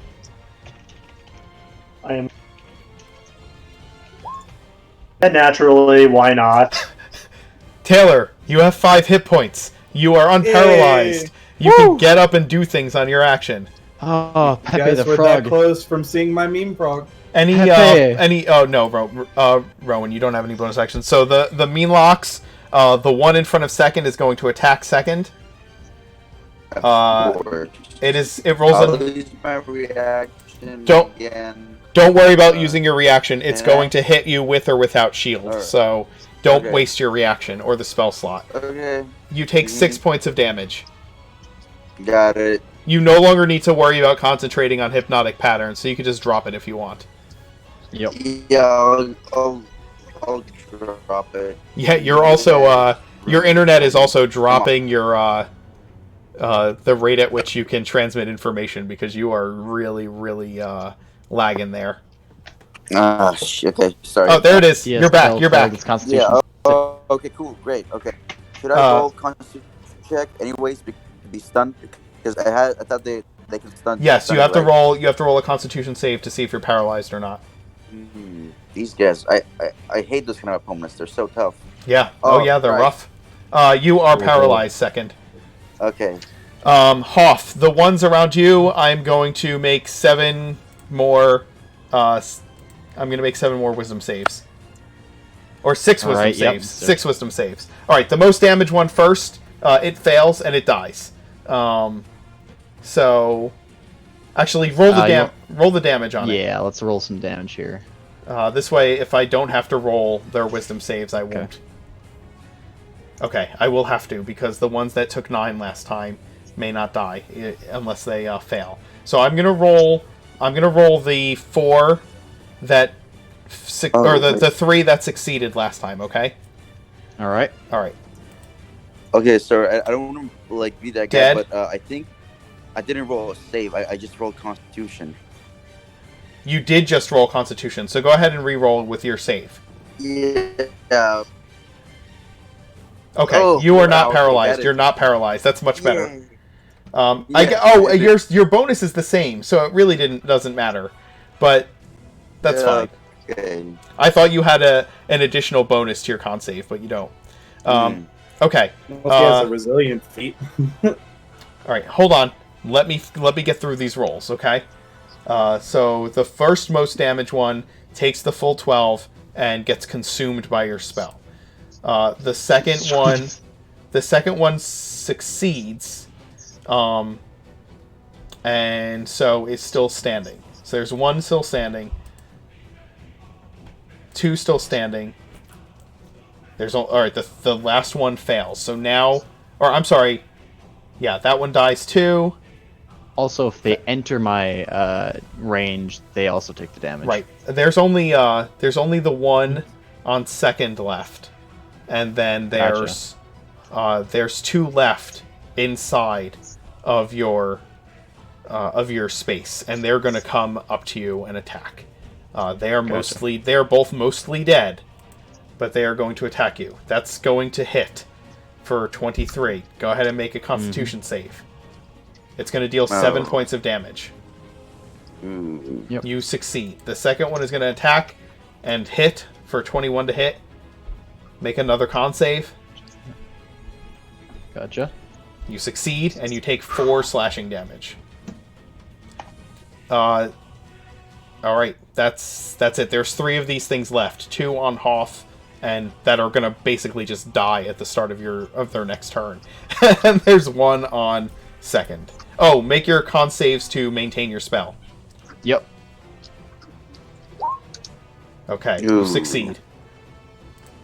Second, there's 1 left alive in front of you. Burn. Okay, I'll use my bonus action and my movement action to aim, and I will cast Firebolt once again. Right. Yeah. Okay.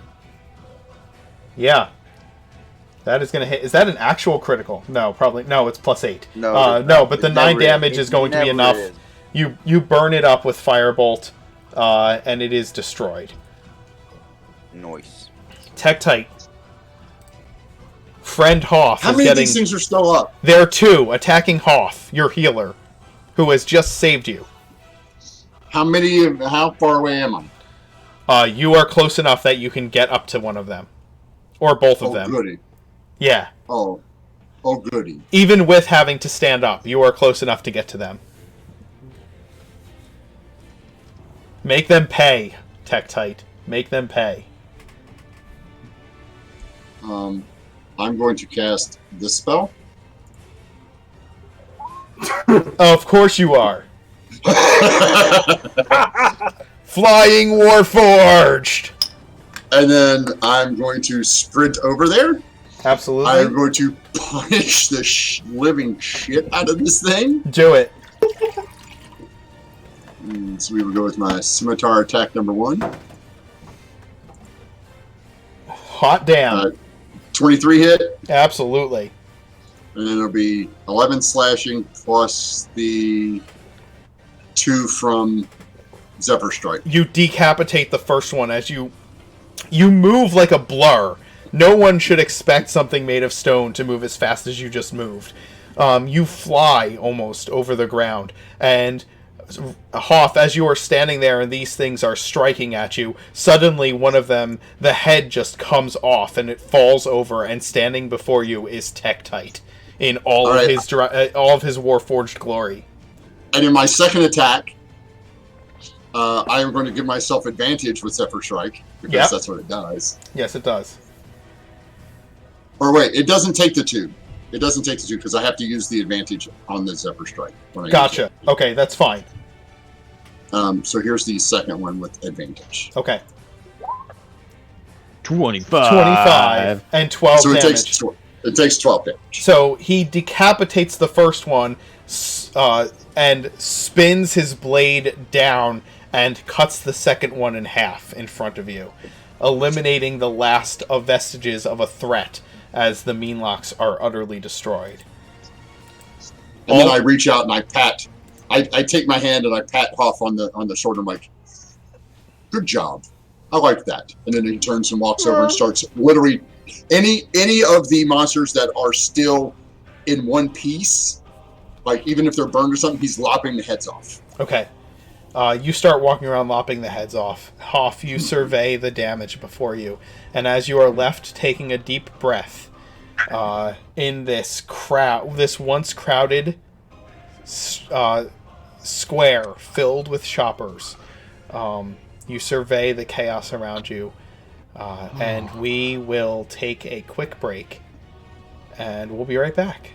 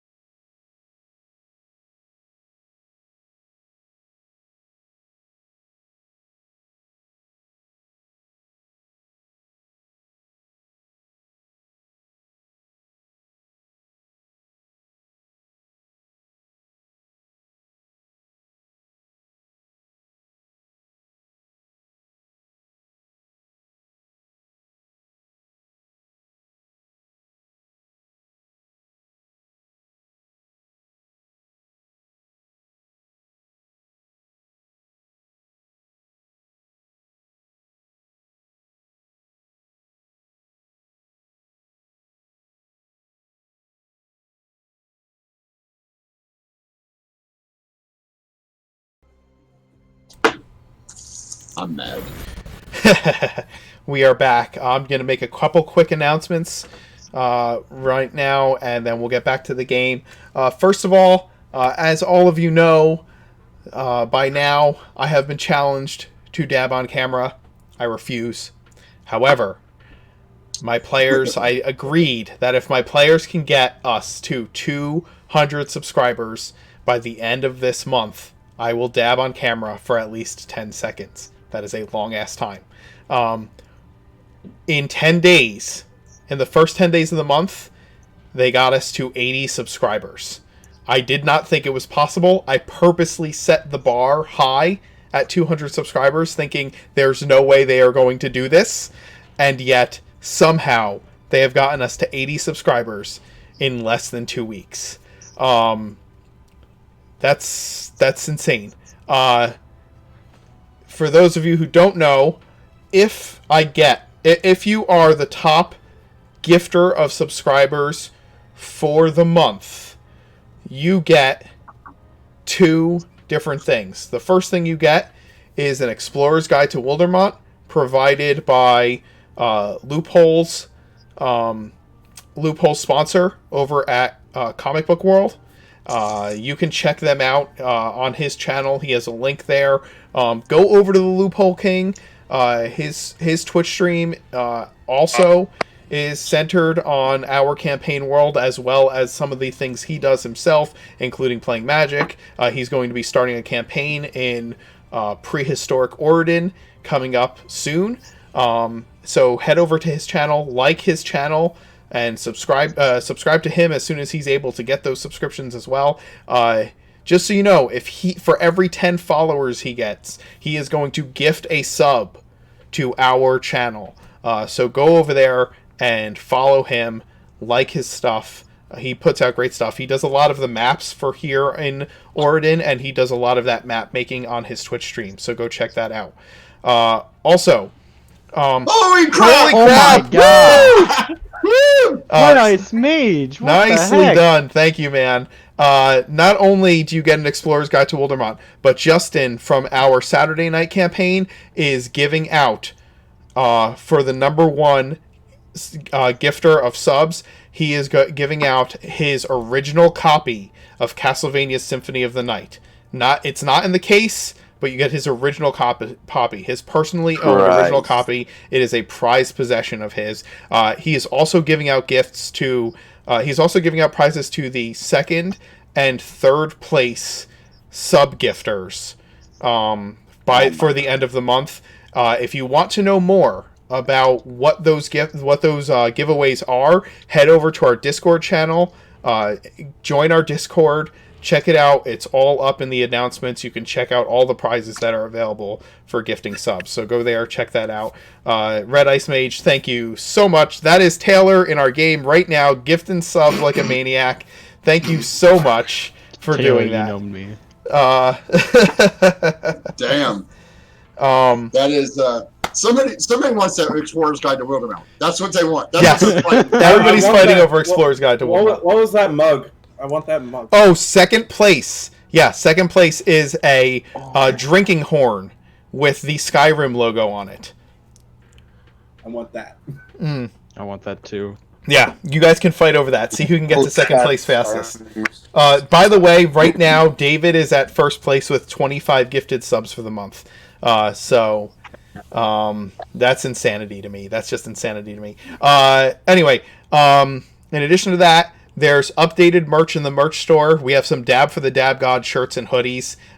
So if you are insane like some of my players and you want a Dab for the Dab God shirt or hoodie, you can go to the Teespring store and check that out. There are also the Mark Knight mugs. I think somebody ordered a phone case with our Mark Knight Twitch logo on it. So you can check those things out. There are also some other stuff that's going to be coming there soon. Also on the Patreon, there are new rewards up for the different tiers, and there are also some questions about building the Adventurer's Guide to Orden, which I am currently working on. If you are part of the Patreon, you get to be a part of the creation of that guide through the different questions and polls that I'll be asking, as well as contributing things that will get your name in the contributor section of the acknowledgements page. So yeah, go ahead and check that out as well.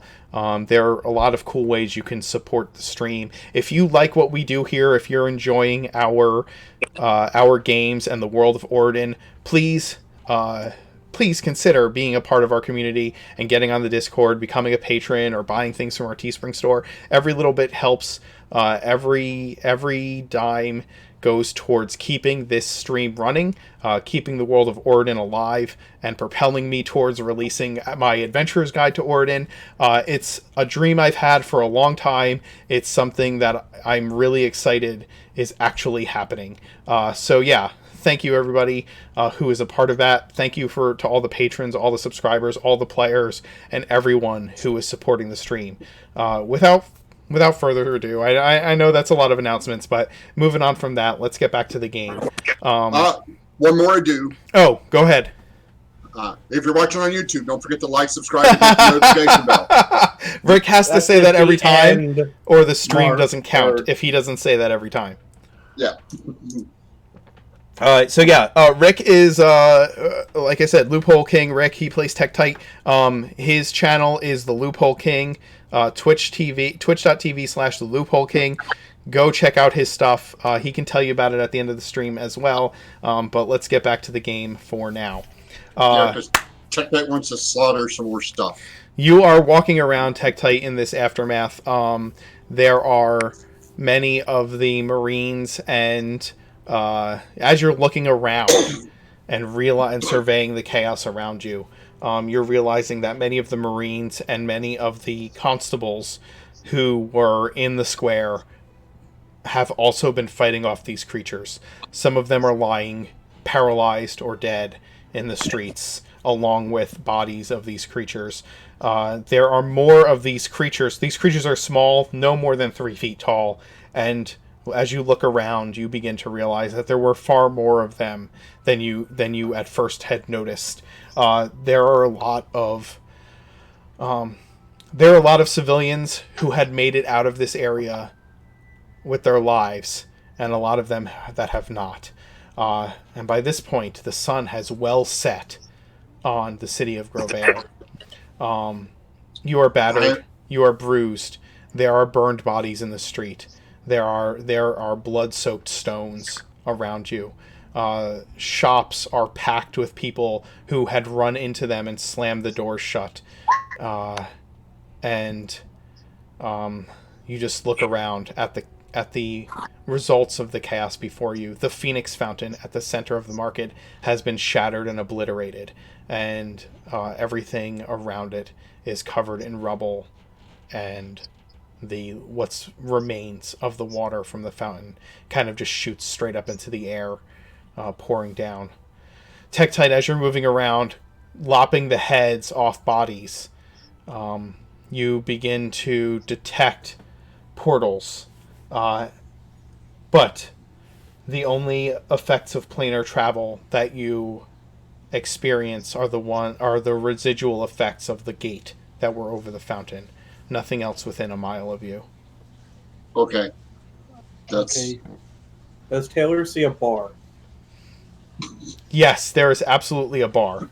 I am walking towards it, and I'm heading inside. You walk right into the first bar you see. Yep. Can Rowan see if he can find anyone dying because he wants to try and save as many people as he can? Sure. He doesn't spell. You start looking around for survivors or who are unconscious or bleeding out, and you begin casting healing spells upon them. Okay. That's so.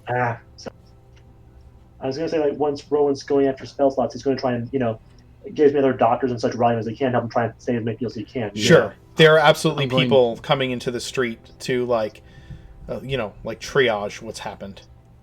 Rowan's just going to try and help him direct him toward the injured, the dying, get him as quickly as possible. Okay. Also, Hoff would find somebody and just run to the Temple of Light, tell them that Hoff Bellows is asking for aid of the clerics. There's been a lot of death. Yeah, absolutely. Go ahead. Second. Oh yeah, I was just gonna say, this is just a question. So, and I'm not sure how this works, but you said that there were bones, right, and in the streets. Yeah, there are burned. There are burned bones in the streets. Just bodies that have been burned down to blackened, charred bone by where the fireball was. Hmm. Hmm. I'm just gonna collect something. That's it. Put them in the bag. You're just gonna collect a bunch of bones and put them in the bag. Are you trying to do this discreetly? You know what?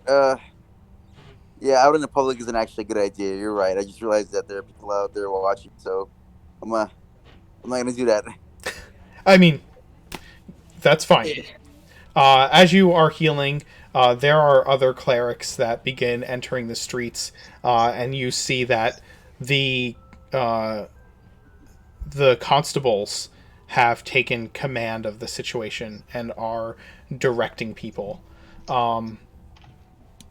Hoff, one of the a constable wearing not only a sword but also a wand, in the blue jerkin that you saw earlier at the walking around within the customs buildings, walks up to you. You are a healer. Yes. How can I help? Is there anybody there?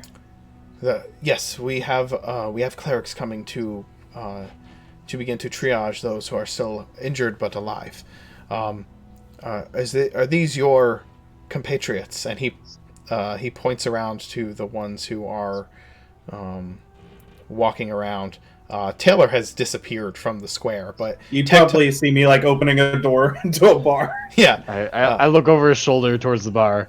But yeah, +1. Your help is most appreciated. You acted quickly. Can you tell us what happened here? Well, as far as I know, there was an elf of some sort that came up with a scroll and read off some things. Was the things he wrote off in Elvish or in Common? Elvish. Ooh, he read off some things. Sylvan. The Sylvan? Okay. He read off some things that I couldn't understand, and then opened a giant portal in the sky and just out of it poured these creatures, and I point to all the dead creatures. Do you know what these things are? And it kicks one of the insectoid bodies. I'm gonna roll to see if I know what they are. Give me a knowledge arcana. Oh, okay. No bad. Okay. Yeah, they're meanlocks. They are fey. They are evil fey creatures from the darkest places of the Feywild. Yeah, they're meanlocks. I don't know what they're doing here though, or I guess that gate. But they come from the Feywild. Evil creatures. Did this mage say anything? Nothing that I could understand. I wasn't very close to him. I'm sorry. When he yelled about Coriel Wood and Avelia and Forthaliel, that was all in common. But when he read off the scroll, that was Sylvan. The spell was Sylvan, but his battle cry was in common. Gotcha. Yeah. So yeah, I tell him what the battle cry said with the Thariel and all that. Okay. He's writing all this down. What is your name, sir? I'm Hoff Bellows, cleric of Orad. Do you have a commission with the Church of Orad here in the city? Do you have a writ from them to practice spellcasting? Are you joking me? I am He puts No, a hand up. He puts a hand up. I am not asking because I am going to fine you for spellcasting and helping the city. That is not why I'm asking. I am asking simply so that I have all paperwork in order. I need to make sure that I am aware of everything. Even when incidents like this happen, paperwork still needs to be done, sir. I do apologize. I know it's not the most glamorous part of my job, but it is something that must be done. Yes, I do not currently have a writ, but I have corresponded with the local churches and have brought gifts. I am what you may call a traveling practitioner. Traveling cleric of Orad. No writ with the city. Acted do I see in this a person compendable talking? manner. Yes, yeah, absolutely. They're talking to Hoff. Okay, I walk over. Are these gentlemen bothering you? No, Tektite. We're just getting everything straight. Very well. And Tektite turns and walks off again. I'm going to start collecting. I'm going to try to find the most well-preserved body of one of these things. Okay, no problem. Isn't one of them still unconscious, like, just stunned? Or did you kill them all? I killed them all. Oh yeah, the ones you made unconscious. Tektite literally said after the battle, "I'm just going to go around lopping the heads off any that aren't already in pieces." He says to you, Hoff, I'm going to recommend to my captain that I'm going to recommend that no fines be levied for you or your companions for spellcasting. As a commendation to the city, I am also going to recommend that you be publicly commended, you and your companions. You saved a lot of lives today, even in spite of what was lost. That would be very gracious. I make no guarantees, for I am not the decision maker with the city, but I am going to forego these things on your behalf, at least for now. If I saw that you are going about healing those who need healing, we have begun to funnel some of those who were not injured enough to be here on the ground. If you want to go check and see if there are more that are that need to be taken care of, we are beginning to set up tents to do so. All right, I will help you. Thank you.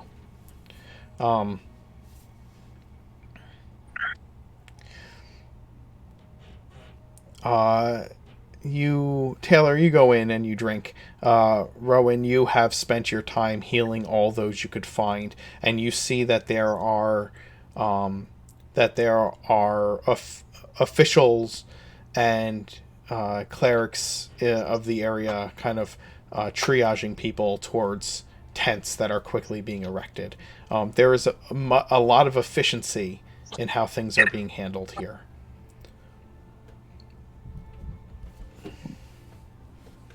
Rowan is happy to know that. Let's see.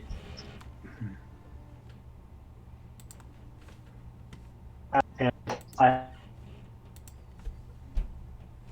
you're only asking. What are you asking? A medal on you on hand. I'm sorry, say that again. I can start to exit they're needed. I'm so sorry. There was like a lot of static and breaking up on my end. I'm not sure. I think it was me. You're starting to do what? I wanted to talk to the captain, I guess, and ask if he has a lot of stone or metal on hand, since Rowan can craft prosthetics since he's out of healing spells right now. He crafts prosthetics. He says no. That will not be necessary immediately, and I could not gather that kind of material right now. Our priority at the moment is making sure that everyone is stable, and that their injuries are at the very least closed for the moment. Furthermore, if you do not have a writ to practice magic, I appreciated you utilizing your gifts during the attack itself, but further use of magic I cannot overlook at this time. Now that the chaos has subsided, as long as these people are under no immediate duress, The best you can do is help guide them to the tents, but it is appreciated. Rowan gives a small smile. I do have a writ from the university, actually. Nice. Well, very Yeah. good. Excellent. Do you have that on hand? Let's see. I think something Grovhaire more probably would have it on hand. Yes, he Okay. He looks it over. Everything looks in order. He folds it back up and hands it over to you. Feel free to continue doing whatever you can do to help. Rowan nods. Rowan nods as he looks around. Rowan nods as he looks around. And well, he's an artificer. I think he's going to use his tinker's tool to try and build, like, as much medical supplies as he can. Tools, that people don't can. I spoke too fast, dang. He's going to try and build like small things like scalpels, magnifying glass, things, tweezers, small things to help with with injuries, things like that. He's going to start Absolutely. building those tools that are easy to do. Okay, no problem. Rowan's going to the medical tent. They start crafting some extra materials doctors might need or triages. Sounds good, man. You start putting that stuff together to help with the triage efforts.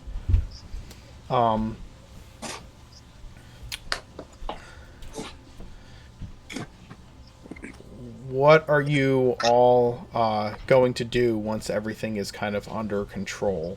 Tektite, what do you do after you grab one of the bodies? I'm gonna put it in my bag. Well, I'm gonna wrap it as well as I can in a blanket, and then I'm gonna put it in my bag for study later. And then I am going to continue to make sure that I am going to start collecting the bodies of these things and start piling them up in a singular pile. Sounds good. And I'm going to be quick about it. Like, I'm not just like lumbering around. I'm like running over, grabbing one, putting it in a pile, running over, putting it in a pile. Okay, you begin to pile these bodies as you do this. You notice that the constabulary is kind of sectioning off this part of town with like barricades and things to help control the flow of traffic as they make a cleanup effort. While you're doing this, and it is getting dark at this point, right? The sun is setting, and it's getting dark. A group of hooded figures are let into the square. Once all of the survivors are cleared out, and Hoff, you and Rowan find yourselves in a triage center that's kind of set up off one of the side streets. Tents are erected, and people are being gathered. Like, this is over time, right? This is over the next 45 minutes to an hour, where these things are all kind of happening slowly over time. They erect a tent, and people are being pulled, like kind of guided in there. And Tektite, at one point, you're kind of left in this square. You and Second are kind of left in this square with all of these bodies, and you are gathering up these insectoid creatures and pulling them into a pile. And at one point, one of the barriers is kind of stepped aside, and a group of cloaked and hooded individuals, which seem to have some kind of like a uniformed group of hooded and cloaked individuals, enter the square and begin helping you pile up bodies, separating the citizens from the monsters, and kind of putting them in separate piles. The constabulary has begun looking through. We're standing over by where the burned mage was, kind of digging through, looking for clues of whatever they could find. But the body is just burned beyond all recognition.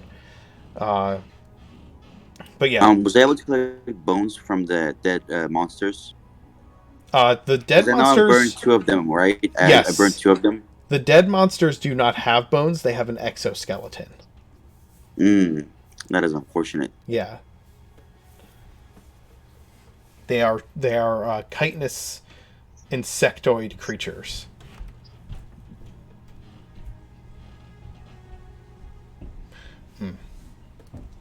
I don't know what else I can do. Yeah.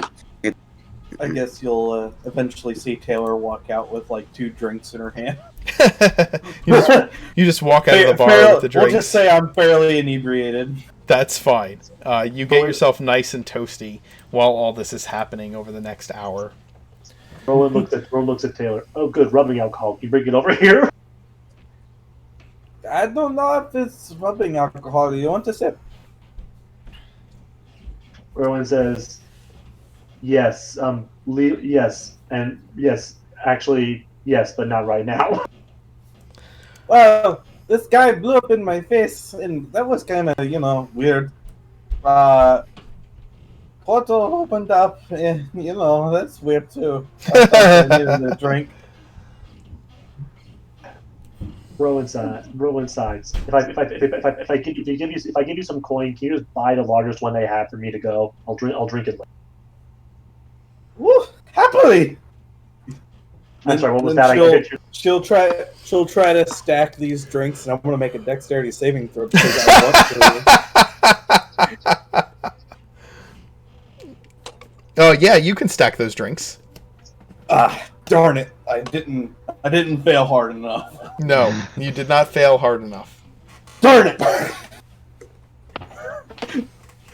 And I said, okay, and she takes a little bit of your money, and she goes back inside.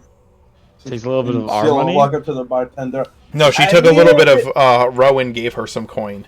Yeah. I need a barrel. Rowan got good bang for his buck.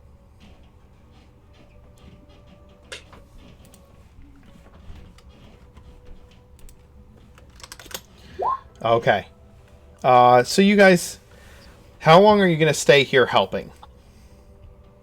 I will stay as long as I need to until everybody's either stabilized or at a point where they can be healed further. Okay. Rowan would probably stay at the point until he took level of exhaustion, at which point he would not be able to move his fingers, definitely have to make a useful tool, then he knows how to go back. At that point, it's more dangerous for him to stay. At that point.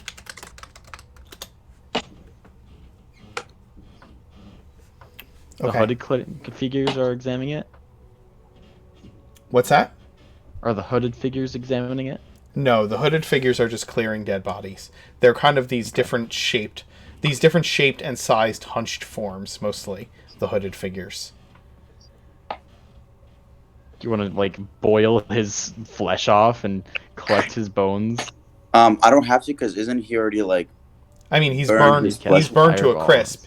He's burned to a crisp. The police are, the authorities are, examining his body for clues. And kind of body bag him as afterwards.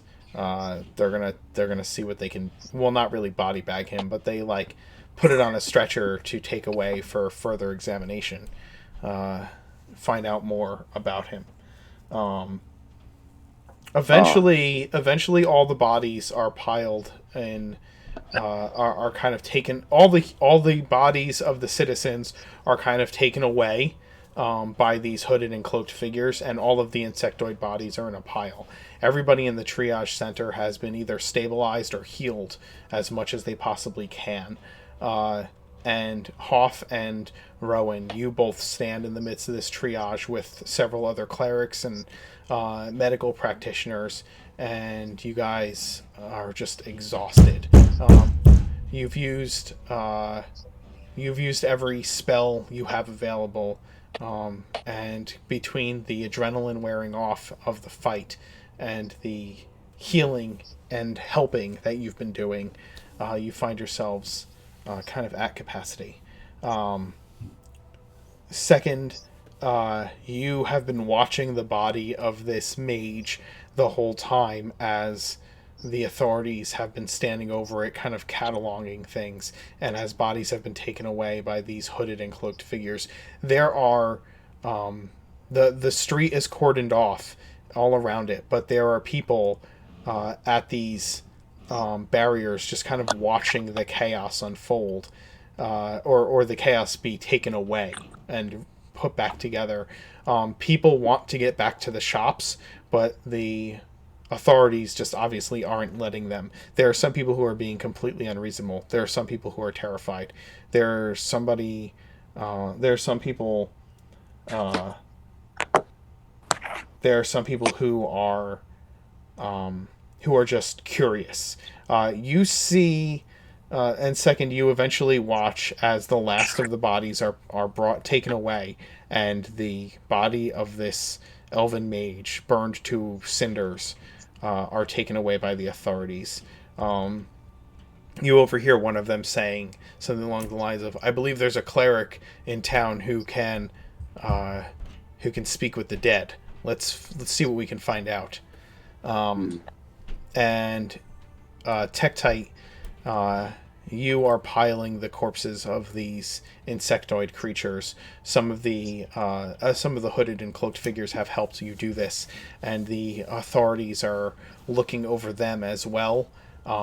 And once the job is done of collecting the bodies, the hooded figures kind of begin to scrub the ground around the fountain and pile up the rubble around the fountain, and then once everything seems to be somewhat in order, they begin to file out of the square. In the crowd, as you guys, as everything comes to a conclusion, you guys kind of regroup to decide whether or not to head back to the ship or to find other accommodations for the moment. And you kind of gather together. This section of town is still kind of blocked off. What do you guys do as all of this begins to wind down and the need for you to be there is slowly waning? It's got it's got that feel of like when you're a witness at like somebody else's traffic accident. You know what I mean? Where like after a while you're all just kind of standing around while the authorities do the things they're supposed to do, and you're all standing around not really sure if you're still needed or what to do next. Do you know what I'm saying? Mm-hmm. You've got that kind of feeling. Do I get my barrel of ale? Of course you get your barrel of ale. Are you kidding? Okay, cool. I hope that was, but just did you decide if you see me walk out with the barrel? I got it. I look Taylor dead in the eyes, and there's just this little tiny sparkle of just disgust and hate, and I just say, if I wasn't exhausted and out of available spell slots, I would turn that barrel to dust. Rowan looks at Hoff. Why did you do that? I nearly died. You just killed people. That's it. Yep. Rowan looks at Hoff. In a Hoff, Prof, that barrel's for me. Once this is all over, once I can barely move, I'm gonna need a stiff drink. Yeah, me and Rowan are gonna have a good drink. You can go sit in the corner and cry to yourself because you got exhausted. That's an inspiration point. Absolutely. Oh my god. I have a question. Yes. In any of this time, has the Father William come by? Yes, he has. He's been helping with he's been in the triage center helping to heal people, and he, of course, came up to you and thanked you for your help as well. Good.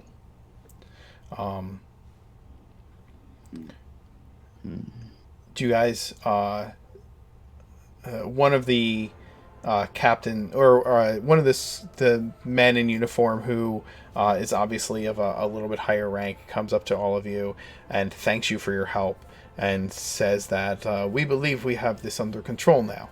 If you have a place to stay in the city, I would suggest that you do as we have done with the other civilians and clear the area. If we have any further questions for you, where can we contact you?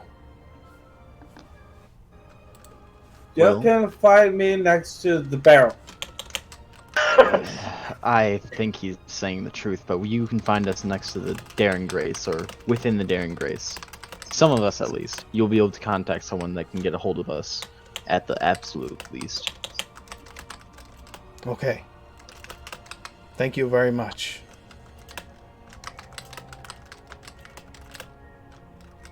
I will be right here.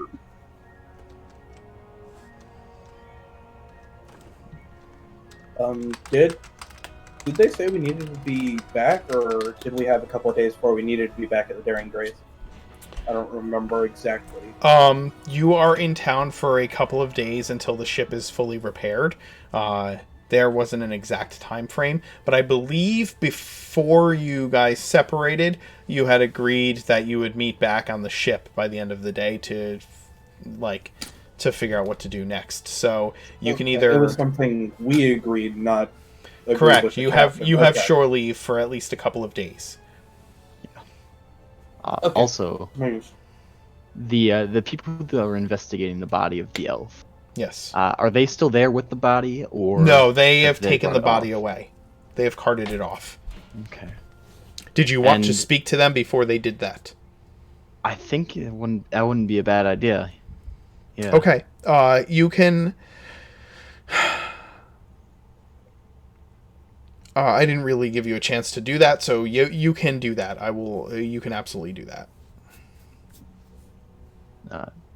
So, officers, what are your plans with this creature? Yeah, you walk up to them, and one of them kind of steps between you and the investigating authorities, and one of the men in blue jerkins, and kind of if you tried to walk up to a crime scene kind of a situation, they're kind of like, hold on, and you ask him that, okay, and he says, well, we're gonna investigate what happened here. We're gonna take the body and we're gonna have it examined. We're gonna ask it some questions. Ask it some questions. How do you intend to do that? From what I understand, certain clerics of Thandra can speak with the dead. So we're gonna see if it's willing to talk. You were one of the people who helped us here, weren't you? Fought these things. Yes. I'm a cleric of Orad. What do you want to know about the body? Why do you want to know? We have some thoughts. Our group has ran into people similar to him in the past, and we're hoping that this is not related. But if it is, there may be a larger plot against all of mankind itself. Well, I'll pass that along. I'll pass that along to one of my sergeants. Somebody will be contacting you soon. Where can we find you? Do we have your information? You should. I had talked to another officer earlier, just Alright. after the accident. I'm gonna mark this down in my report. The Daring Grace. Is that a ship at the harbor? Yes. All right.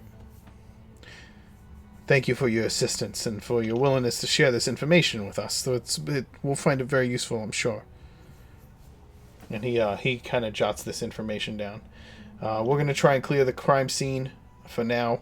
If you want to make your way to outside the barriers, it'd be greatly appreciated. I nod to him, and then go back to the rest of the day that we kind of backtracked to, but then continued on from. Yeah, that's fine. And what was the name of the cleric, or the name of the god that was? Thandra. Thandra. Thandra is the goddess of death. Not like the goddess of, she's the goddess of the grave, and the goddess of the transition between life and death.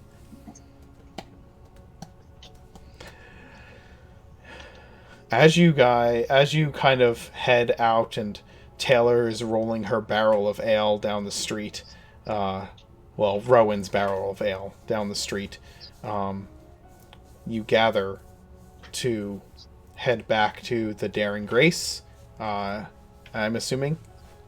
Mm-hmm. Okay. You guys move through one of the barriers, one of the blue coats, open the barrier.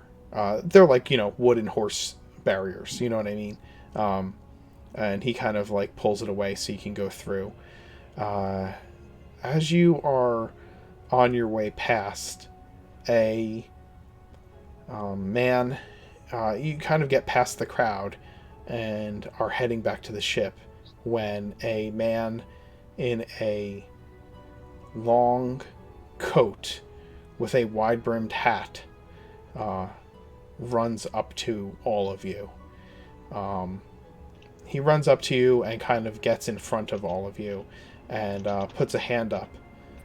Stop, please, stop. And he kind of real quick flashes the inside of his coat, and you see some kind of metal insignia on the inside of his coat. But he kind of flashes it to you and says, I'm a Knight of the Page. I need to ask you some questions before you head back to your boat. Do you have a few moments? I'm not sharing my drink. I'm not interested in any of that. Okay, then we're good. Bro, just sure. Ask away. Just ask away.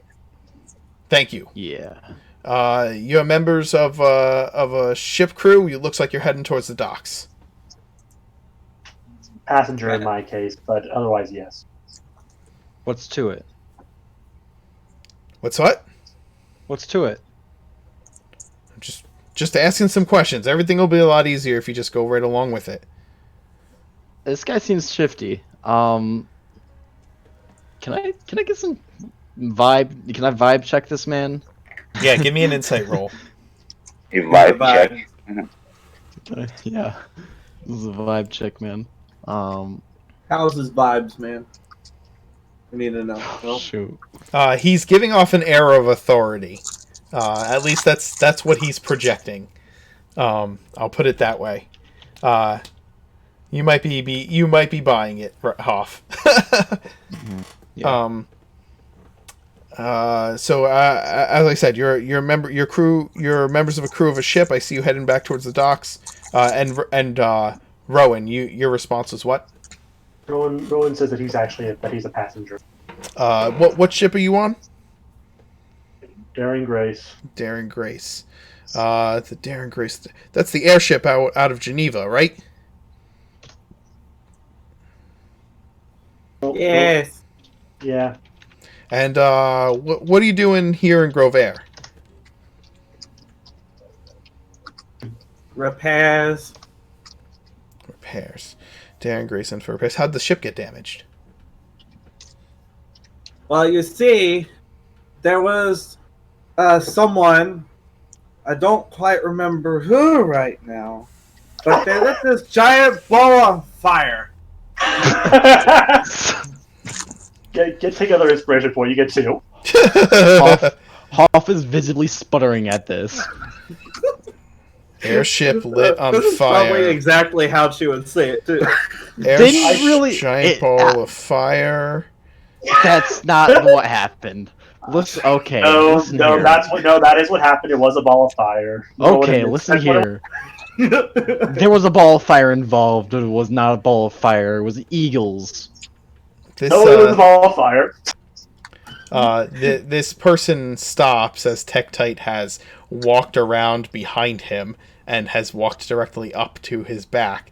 And the guy turns slowly and looks up at you, Tektite. And I put my face right in his and I say, you ask a lot of questions for someone without a weapon. Who said I don't have a weapon? Not a robot. Who said I don't have a weapon? And he pulls his coat back, and there's a longsword hanging with a bejeweled handle from a sheath on his belt. Just because you didn't see it doesn't mean I don't have one. I take it from him. All right. Go ahead and make a grappling roll against his acrobatics. Wouldn't that be a sleight of hand? No, he's trying to grab it. I think it's a grappling. He's trying to grab the weapon. I'm going to treat it as a grappling. Yeah, I want to get it before he does, is what I'm trying to do. Okay, so then I'm going to say that it's opposed dexterity rolls. Oh. Yeah. You said that, so I just... I said athletics at first because... But I think that this would be more of a dexterity roll.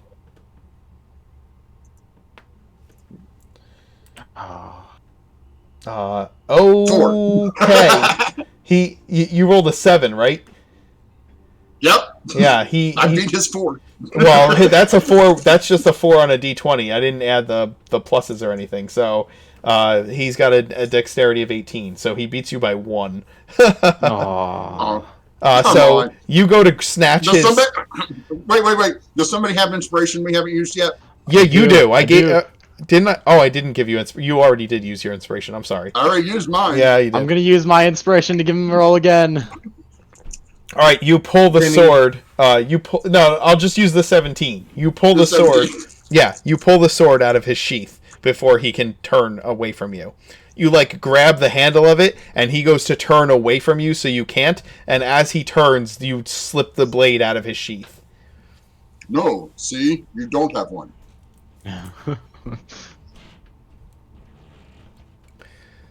So maybe you should tell me who you are. I have not had a very good day today, so I'd like some explanation before we answer any more of your questions. Or we could start asking you some questions. Would you care for that? And I lean in closer to him. Would you care for that? I wouldn't mind asking him some questions. That seemed real nice to me. Because you see, the robot, he's very straightforward. Yeah, I'm now flanking with Tektite. I am directly on the other side.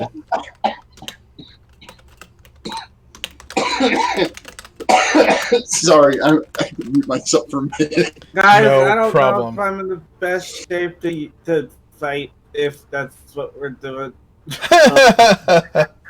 Rowan's from Grovhaire. Does he know anything out of place about this? Like that this guy's an imposter from the noble house or garden anyway. He said it was the Knight of the Page. No, and you know that you might have heard of the Knight of the Page, actually. How long has it been since you've been in Grovhaire? How long? Let's see. I think Rowan only recently left on the Daring Grace to go to Ironstone Hall. Otherwise, he's saying Grovhaire all his life. Okay. Then you know that the Knight of the Page is a one of the orders of knights that belong to House Andros. House Andros is the cog is their crest. They are in charge of the presses and the paper mill. Okay, Tektite, you can return his sword. I recognize the insignia. He's none of the Knight of the Page. He is an official. Likely, he just wants to find this out for the morning paper. That's Why exactly. doesn't The Knights of the Page are much less an order of knights and much more orders of an order of journalists, essentially. Then why doesn't he ask the person who talked to Hoff for 20 minutes and ask him all the questions? We have things to do. Because Tektite, a good Knight of the Page will usually try and get first-hand experiences when possible. He's only doing his duty. Well, I am doing mine and protecting you. Everybody back on the ship. Now. Oh, yes, Dad. Wow. I don't like how you said that, Paul. He turns around to you. He turns around to you, Tektite, and you have his sword. And he looks at you and says, "I'm sorry, but you are stopping someone of a knightly order from impeding them in the acts of their duties. I will need my sword back, please, and do not let me get the authorities involved." And Tektite raises his hand with the sword quickly, not hitting him, but just enough to just kind of scare him back a little bit. And I'm going to throw it over my shoulder into the water. I'm like, "What sword? I don't have a sword." And you turn around and walk back onto the ship. He turns to the rest of you. You will be... They should already be moving. Nope. They should already be moving. He turns, whether you're moving or not, he turns to the rest of you and says, I will be contacting your captain about a replacement for my blade. Hopefully... Hey, don't worry about that. Here, hold on. I'm gonna walk to the edge and then cast Levitate on the blade if I can see as it sinks. That's and fine. Bring it back up. He takes the blade out of the air as you levitate it towards him and sheaths it, and he says, "Thank you very much." What was Now, the name look of your What was the name of your rude friend there? He is a warforged. I am Tektite. Tektite. He is A Tektite. warforged. Very interesting. I am the third Warforged. Do not mistake me for one of my lesser kin. He likes to overshare. It's all right. Nice. I'm Oh, going to that's march fine. back over to him. If you want a quick rundown, I got it for you. Don't worry. First, this weird guy was standing up near the fountain, and he said some weird words. And then a portal opened. Hoff, please make sure that Taylor gets inside safely. I will. You see, then Rowan, these weird creatures Please started deal with falling this out. person. Rowan, please Yeah. deal with this person. And I'm going to help. I'm going to kind of shoo the rest of the party, except for Rowan, onto the ship. he's trying to get you to go on the ship. Tektite is so single-minded. And then, as you see, as I keep walking with the barrel in my hand, and then he blew up in my face, and it hurt. Rowan just sighs. My apologies. My apologies. He had a very, he had probably the most unlucky day of his life today. Understood. Nah, this doesn't even rate in the top 10. Honestly, nearly being a stoner blade doesn't even rate in the top 10. I am actually curious now. I don't care. What's number 1? I almost got eaten. Oh, What Actually, do you mean? I almost You ever got- get chewed on? That hurts. Hold on, let me find out. nom nom. All right. No, he hasn't. Rowan has never been chewed on. I'm going to come up to second and grab the barrel from him and attempt to Taylor has the help him barrel. along. Taylor has the Oh, barrel. sorry. Yeah, not second. Sorry, Taylor. You don't Yeah. get the barrel from Sorry, me. wrong. You're gonna I'm helping you with the barrel, and I'm like, come on, buddy, come on. Let's The, see if I... Hold on. Oh, are we gonna contest for this? I think you're trying to steal the barrel. Oh my god. I take the barrel away from me. I want to drink. You can drink when you're on the boat, bud. Say that again. You can help me, but you can't take it. Okay. Can I pick up Taylor and the barrel and just carry him in? I'm picking up Taylor and the barrel. Yes. Go ahead and make a strength check. I mean, I don't weigh that much. Taylor, are you resisting as he picks you up? I'm just like, why can't anyone just carry me everywhere? I like this. Okay. Off you carry her onto the ship. As we're going towards the ship, I lean down to second. Do you have enough bones, or do you need more?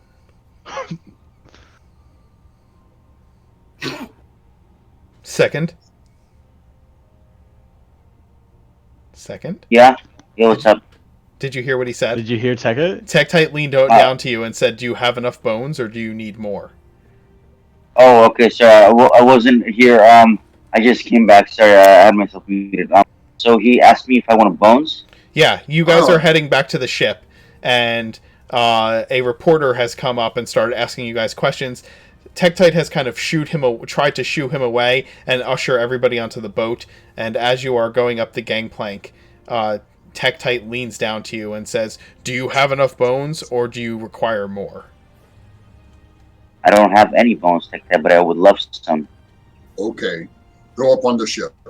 I turn around. Is he still? I'm sorry, Rowan. Is he still here?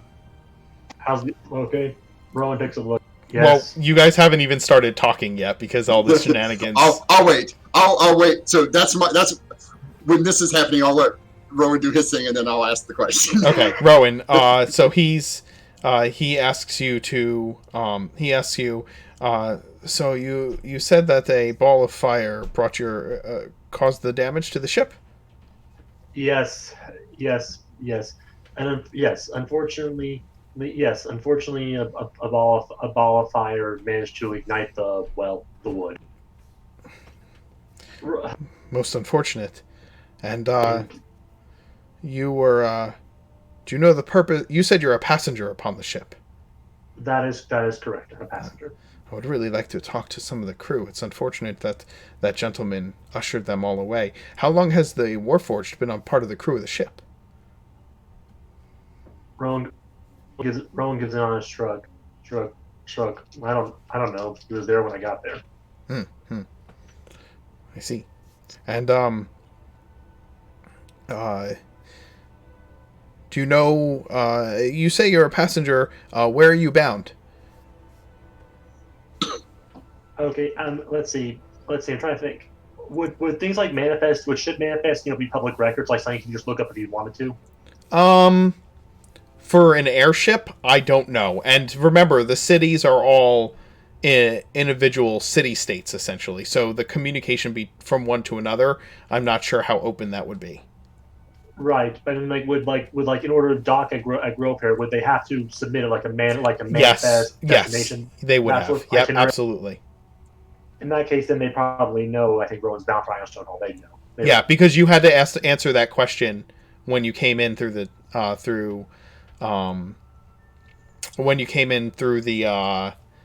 through customs. Anyway, they asked you what your purpose was, and you told them that you were a passenger bound for Ironstone Hall. Right. Yeah, but give or take. I mean, he might have to pay for that kind of information. I don't think it might be readily available. He's a nightly order. It might be one. Sorry, that was rude. I'm sorry. No, that's fine. No, I'm trying to be better at that. No.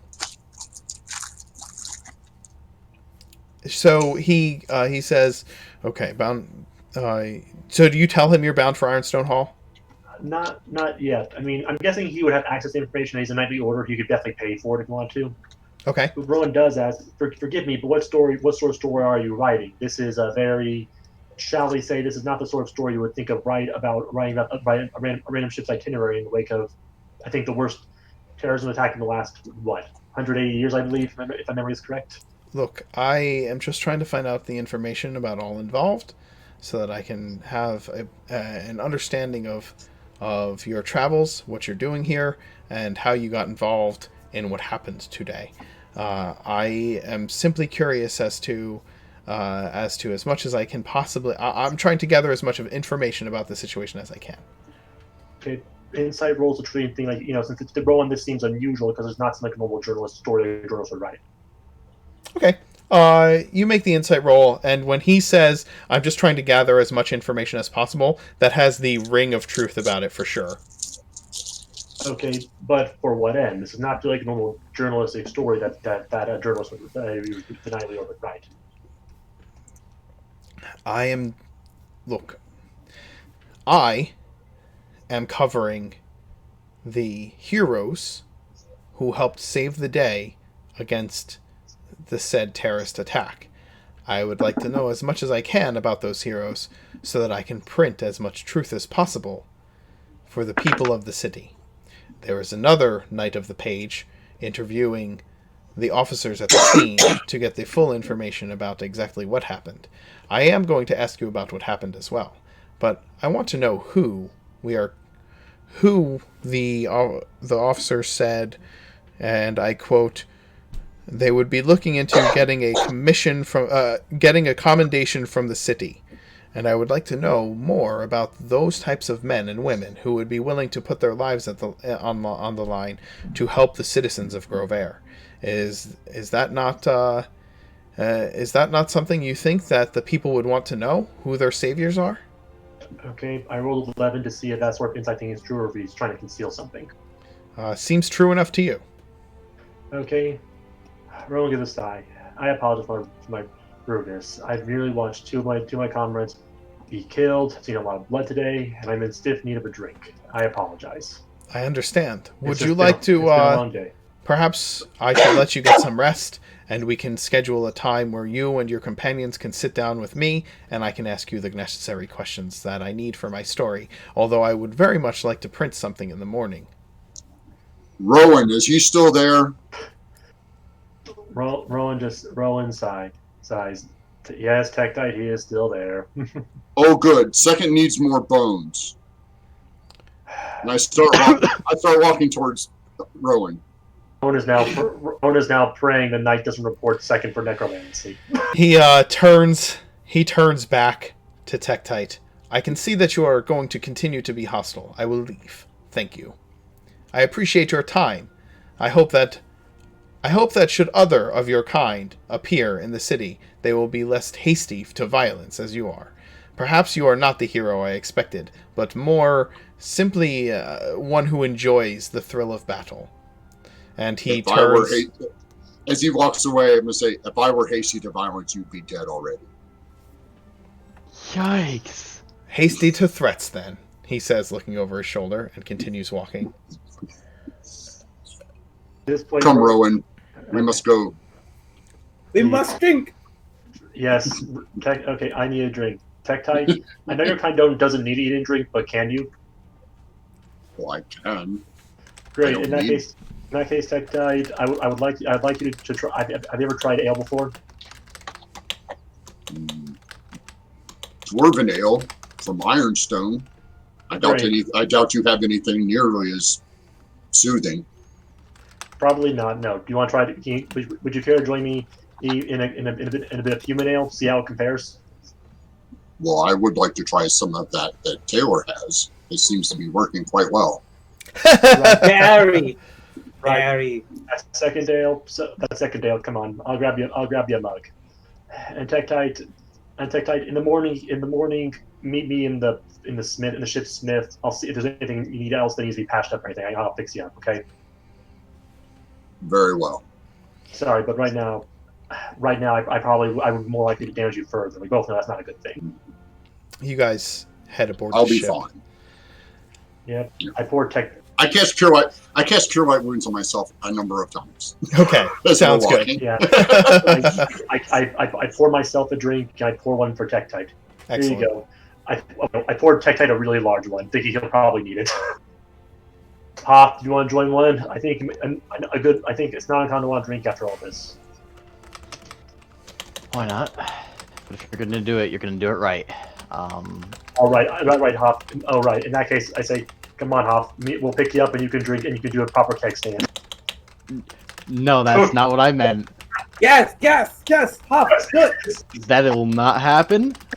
Oh, Hop, quit being such a, I don't know, a stiff? You need a stiff.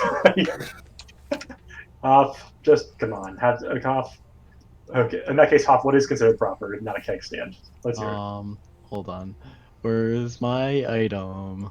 I had an item. I don't know where it went. There it is. I'm gonna pour myself a nice little mug of ale, and then I'm gonna reach into my Heward's Handy spice pouch and pour some birch and chamomile in there. Nice.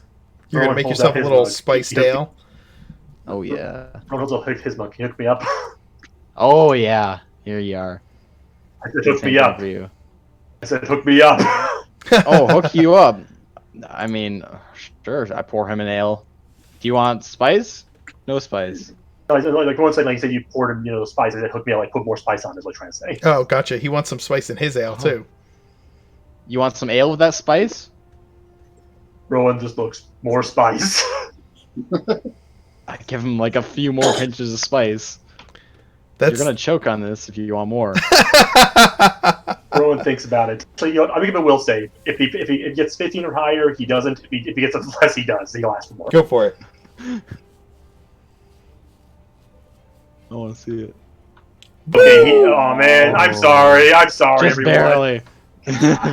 I'm sorry. Well, Rowan's like, don't want to choke today. I need to fix Tektite in the morning. He'd kill me if I choked to death. Mm-hmm. And that point, Rowan picks up the ale and smacks his lips. No, thank you. No problem. Sipping sound.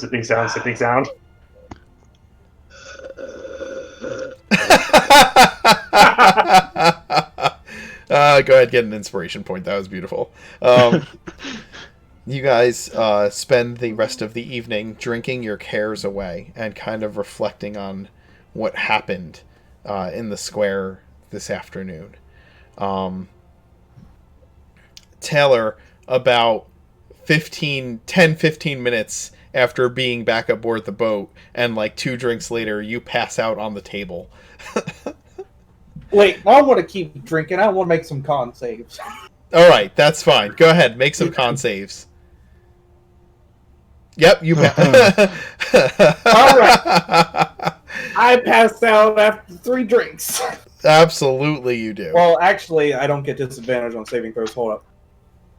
You don't? There we go. On the 4th drink, I pass out. Understood. On the 4th drink, you pass out. How quickly do you drink 4 drinks?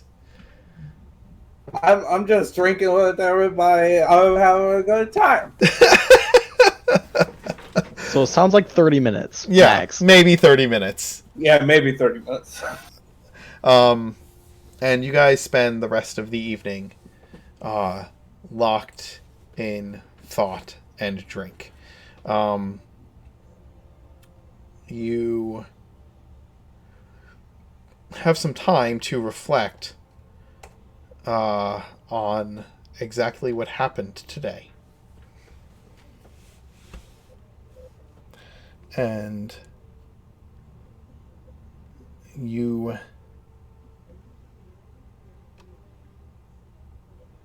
head back to your rooms for the evening. You guys can get a long rest. Hey. Yay, long rest. All right, so let's have some. While we're taking this long rest, I want to have some short dialogue during this whole thing. Okay. Okay. Alright. So, this is the 2nd time we've encountered these people, right? Mhm. The first time we were attacked in the air. The second, first time was on that island, right? And then we go to this island, and then there's another one, basically a suicide bomber. It's horrible. I hate this. At this point, Hoff has had maybe 1 or 2 drinks. He's kind of a lightweight. I hate all this. Where are these people coming from, and why are they doing this? They come from a land that, like, basically nobody knows. And I don't know what to do about it. What do you guys think? So what you're saying is that we need to stop going to island, right? He's saying we. Well, I think what he's saying is that you all are on a suicide mission. I believe. No, the other guy was on a suicide mission. He blew up. I believe that we have a problem with the elven population. We should start corralling them now. That's not the right thought, Wade. Not all elves are bad. Okay. I agree with him. I'm gonna say something out of character for a second, and apparently most Warforged in my game are police brutality the character. I just want to point that out. Oh no! Well, Okay. Yes, this is not a personal belief in any way, shape, or form. I know that. I'm aware. For Tektite, I've never seen an elf except for the 6 dozen that have tried to kill me. So I'm gonna say I've literally never seen one. So in my defense,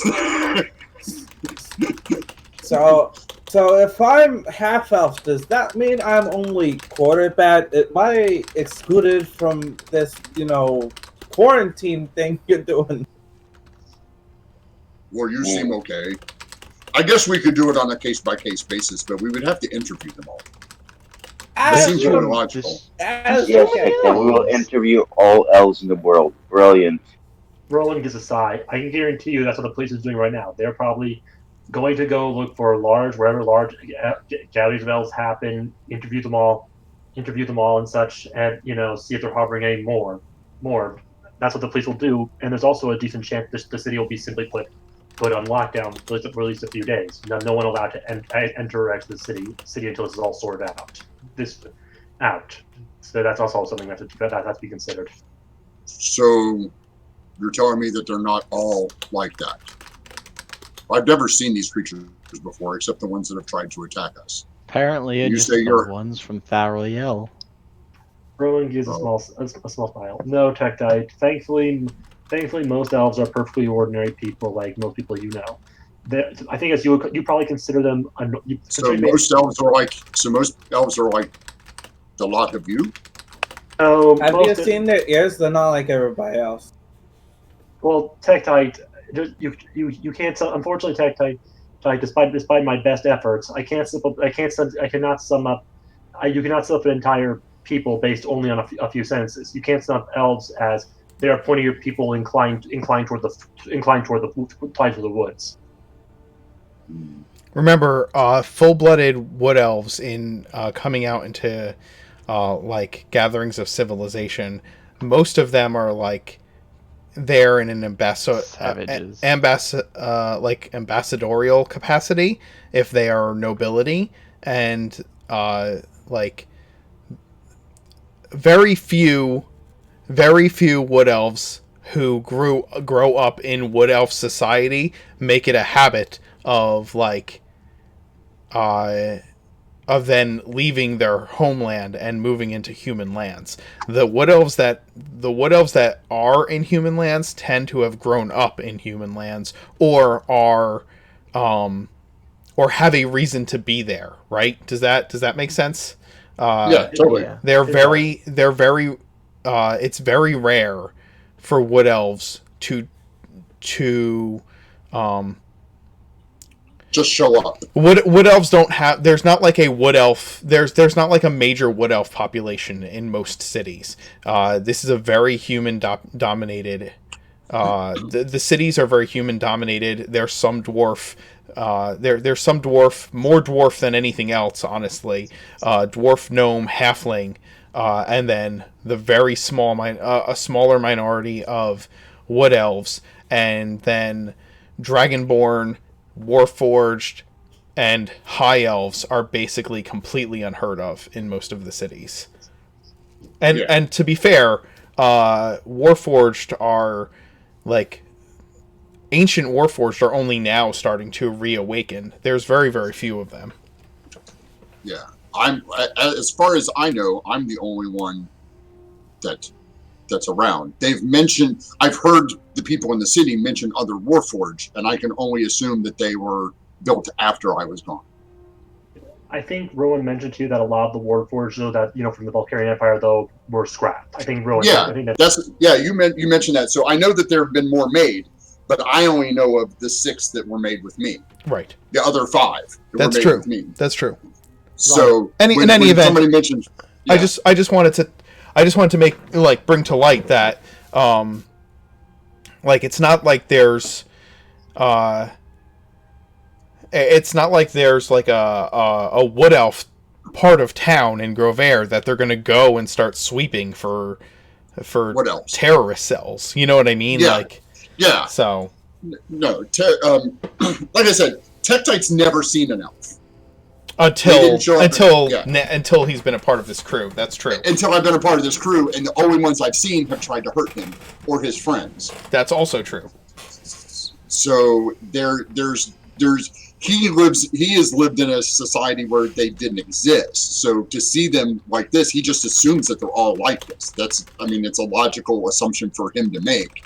And he does take in the fact that I'm assuming that the characters have explained what Mark just explained. You guys all explained to Tektite in that kind of way. Well, no, they're not really all over the place. They're just kind of, they're not like that. Tektite is smart enough to understand that concept.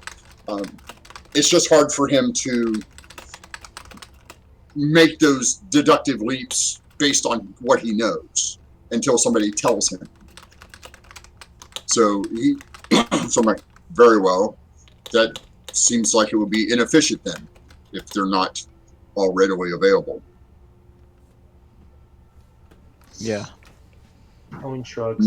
I can guarantee you, though, the ambassador is going to be questioned about this for the next few hours, and for the next few days, actually. Well, I guess, Rowan, our next problem is finding dragon parts. Rowan gave a small right, of course. Yes. Specifically, you want a dragon, right? Yeah, dragon blood, dragon marrow.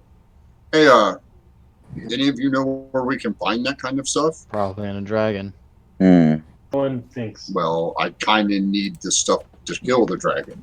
It's kind of a. I don't know what dragons are, but as soon as I see one, you'll be the first to know. Rowan gives it some thought. I'm gonna see if I can make maybe like I'm gonna make a history check, see if I can think of.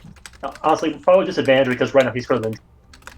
I'll make a history check disadvantage and see if he can recall a place where at least where where a dragon bone might. Well, I have a question for the DM. What was in those history scrolls that Tektite read on the way back?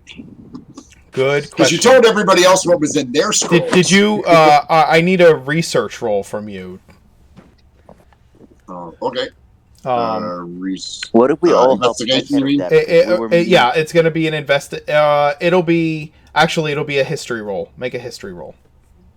Yeah, that sucks. I don't have history. DM, would it make sense if we all helped them? Because maybe we're researching. Yeah, I'll give you advantage on it. Mm-hmm. A 14.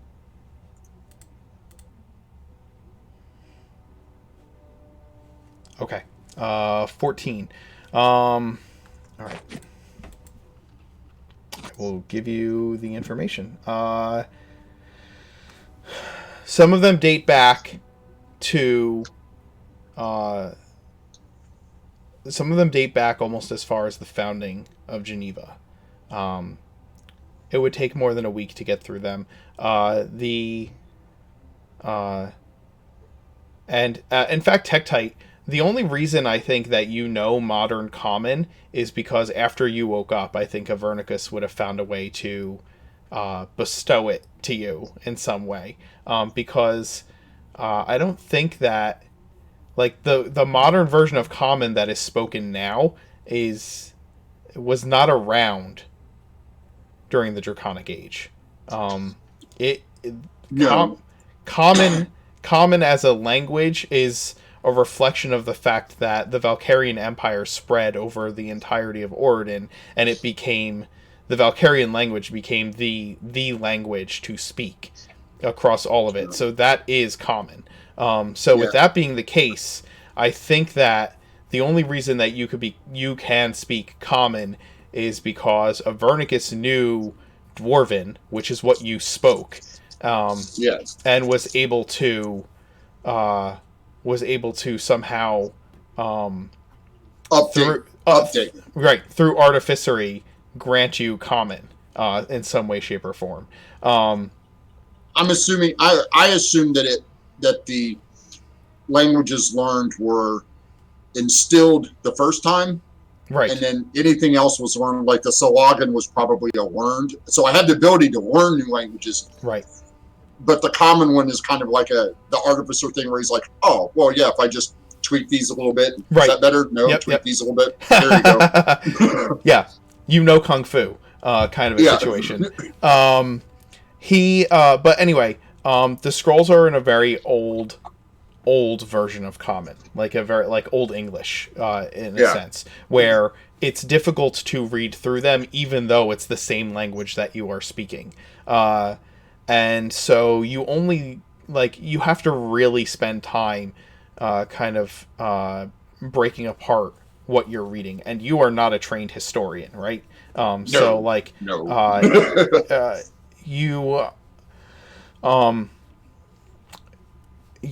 probably would have got through. You said I had about 15 of them. I probably would have got through 2 of them. Sure.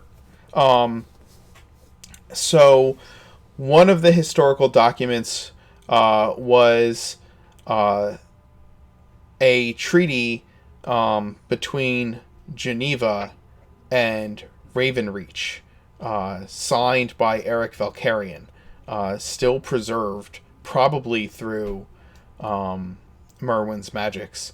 It is a document signifying the alliance between the two cities that was probably the start of the Valkyrian Empire, the first step towards forming the Valkyrian Empire. It's the actual treaty with Eric Valkyrian's signature on it. This may not be significant to you, but if you showed it to anyone, if you showed it to any of your companions who are trained in history, they would be very excited to see this document. The other thing that you learn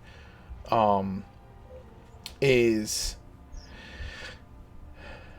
a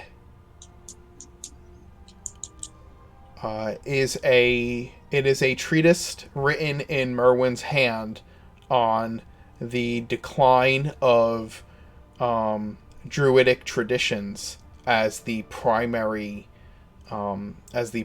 religions in the lands of Oradin, and the rise of the Valkyrian Church and the 8 deities that are celebrated by it. So those are the two like documents you're able to get through. Okay. Who do I know which one of my companions is? Because I know that I'm going to show Hoff the one with the deities. Yes, Hoff would be the one with the deities. And Rowan, maybe? Rowan or second? Or Taylor? Rowan knows history. Who's the historian? So I would exactly. show... Oh, I didn't mean to do that. That was weird. Wow. Okay. Fine. No, that's fine. no. No. That's fine. You want to do that? There was a purple button. I clicked the purple button. That's fine. Okay. Oh boy. There you go. Everyone's drunk now, so yeah, this is a drunken fight. Yeah. This is a drunken. Fight. This is a drunken conversation, and there's some scimitar rolls. Yeah. I'm gonna real quick. I just want to say something out of character real quick. Sure. And I mentioned it in chat, but I feel like my comment about the way that certain Warforged attributes are being handled as being like very authoritarian and very violence focused in a police brutality kind of manner was said with far too much levity, considering the seriousness of what's happening in our country right now.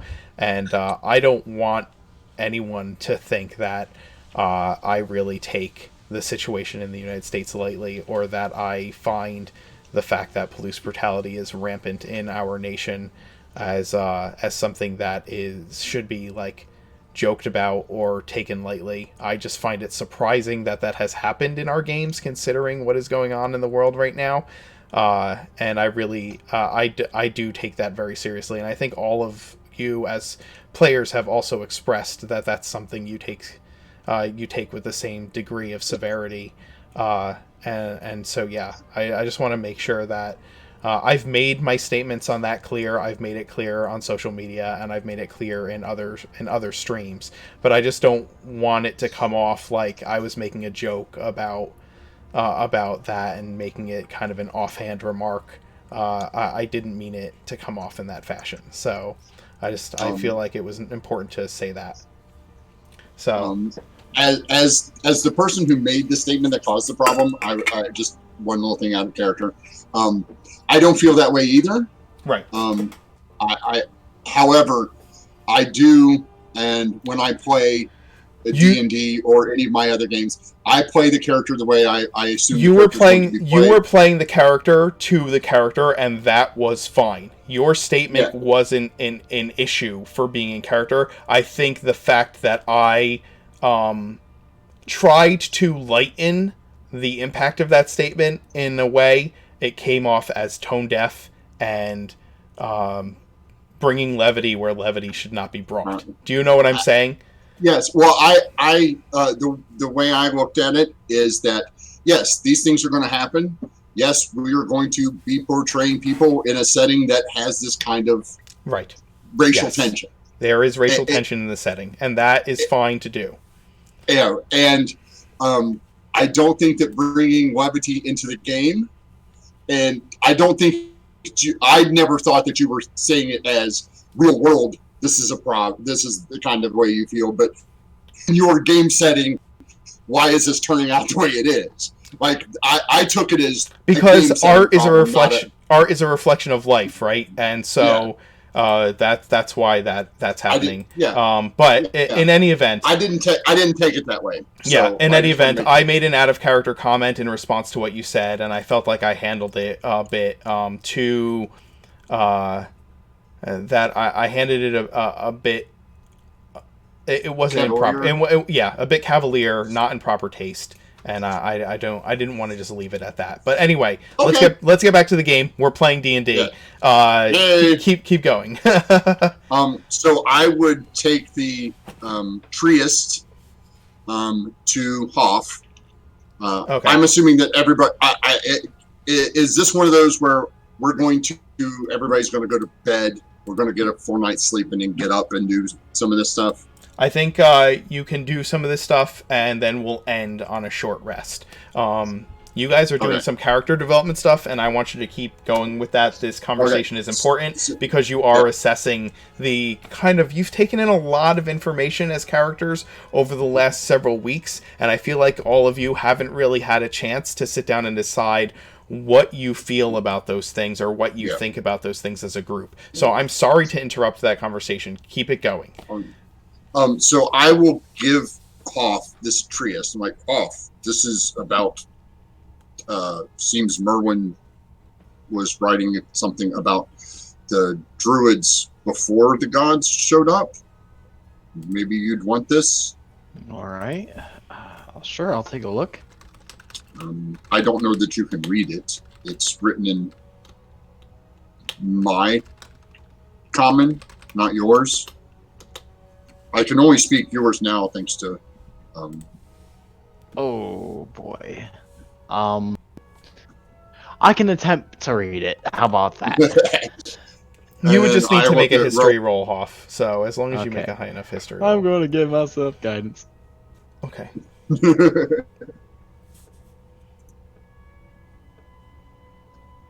Well, that doesn't help D&D Beyond. That was a natural 20 in D&D Beyond, but... There's a 3 here. That's a 5. Okay, you can't read it right now, but if you take some time, to read it, you might learn something. Hoff. I'm sorry, Rowan. Rowan looks. Yep. Yeah. Would you be interested in the original treaty between Geneva and Ravenreach, or should I just pack that away for something for later? Rowan holds out his hand in a sort of drunken manner. Let me see it. I'll start reading. I'll start falling asleep, and I guess I'm on my 3rd drink before I pass out. Pop, can you guide me? I'll give you some guidance. Sure. Tech's not sure if he wants to give it to him, but I'm like, please be careful with this. It is old. Don't worry, Rowan says I'm very careful as he knocks the goggles off his head. No, don't worry, I got this. Currently, Rowan is somewhat tipsy, so rolling with disadvantage even with the plus. Hold on, hold my beer. Okay, so 13. 13 plus your D4. 15. 17. So, 17. I rolled guidance, but you're the real one. Oh, sorry. Well, I'm role-playing a drunk, okay?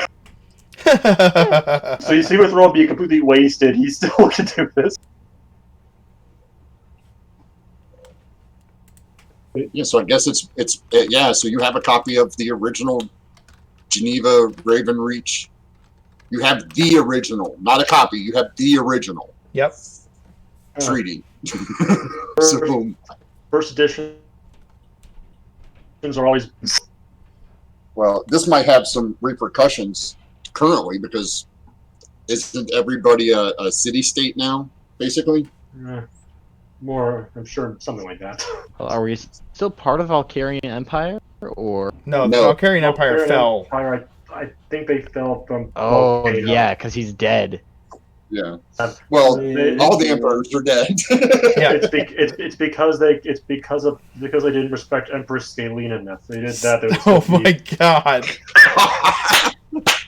Yeah, that is a negative inspiration point, my friend. -1 inspiration point.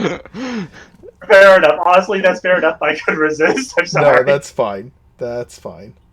Oh, don't worry. I'll lose the inspiration for that. I'll lose it. I was But just yeah. I was just kidding, man.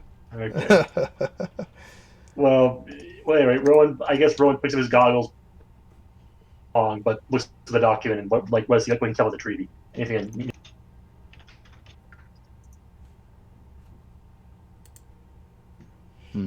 Okay. So yeah, you brought up a good point. Thank you for the gifted sub. That's awesome. So All Rowan, hail Empress Gawain. Rowan brought up a good point of like what's been happening, and you guys began to discuss the impact of these elven aggressors. Yeah, I'm not sure that the so Tech-Tech's like, I'm not sure which is the more. Well, actually, I am sure. If there is something like this happening, I would almost I would bet my that it was because the dragon is here, causing this problem. I wouldn't be so sure about that one, buddy. You would be surprised at the amount of power that a dragon can wield. You do know that they once ruled this entire land. Look, all I'm saying is a dragon, as far as I'm concerned, is just a big lizard that hates things. And No, that's imagine the most powerful magic you can think of, and then multiply that by itself. That's the kind of power. Still big lizards. Tight. He's not wrong. all right. Rowan's Most powerful, Vidian himself is more powerful than a dragon, I think.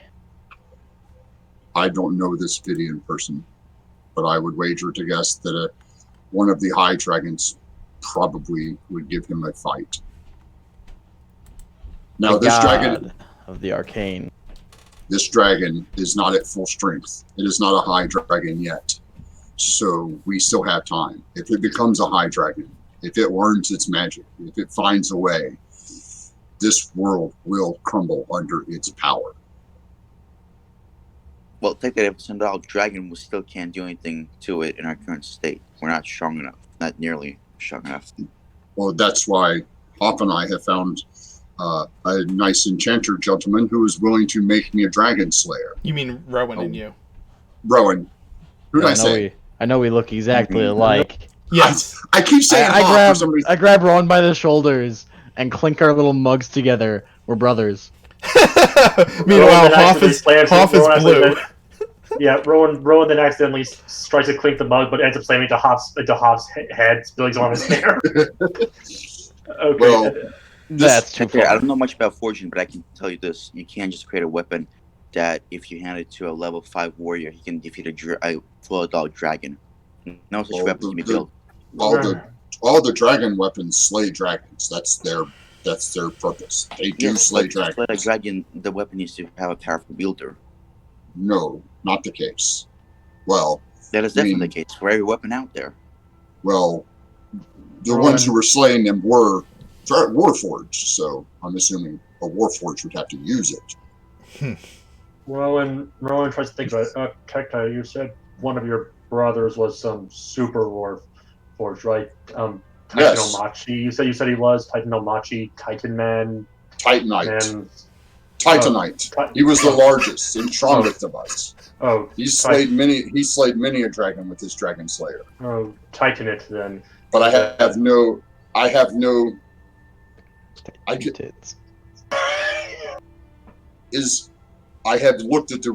looked at the maps of this land, and this land is not the land that I was in. Not on land. How do you compare to Titan guy?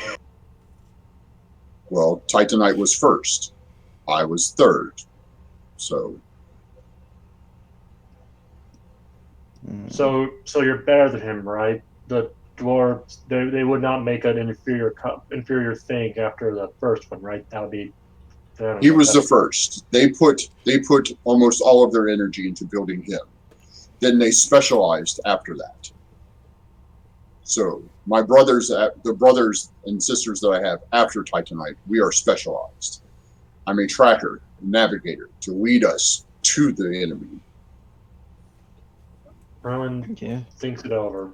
In that case, maybe I don't know, maybe a Verna-kiss, maybe a Verna-kiss can change you from a tracker to a warrior or something, so that when you find the dragon, you can kill it. Well, there were plenty of us. I mean, the one before me was Starlight.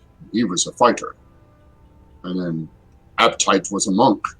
Diorite was a warrior infused with the kind of magic that Hoff has. Oh, Cleric. No. Was he a monk of the empty stomach? I'm sorry. Sorry, I couldn't resist. You guys are all making all making drunken puns. I had to throw one in there. Actually, Aptite is a female. Oh, my mistake. Aptite is a female. Diorite was a paladin. And Ilmenite. What's a paladin? I think it's like me, but with a sword. It's a warrior that wields the kind of power that Hoff has. And then Ilmenite reminds me more of that elf that we fought. She was elf? the leader, the one we allowed to escape. Ooh. Yeah. She was eagle. Oh, actually, wait a minute. 1, 2, 3, 4, 5, 6. Yep. Ilmenite was. She's a rogue. She was more stealthy than I am. And I am quite stealthy, but she could hide from even me. Rowan nods. Oh, right. So, we were very powerful. I do not know where Titanite fell. The rest of them disappeared, or happened. Whatever happened to me happened to them. But I was lost in a storm during a giant. It was not like any storm you had ever seen. It was the sky rent itself open and the ocean turned itself inside out. Sounds cataclysmic. There was nothing I could do. I sank and then slept until I awoke here. Tektite, Yes. make an insight check on yourself. Sure. Does that mean you have to make a deception check against himself as No, well? it's just for. I just want to see. I just want to try something. 19. Tektite, you realize as you're speaking that your drive to kill this dragon is your own. It is not like you come to a sudden realization that you're not being pointed in a direction by your purpose. You have made this your purpose by choice.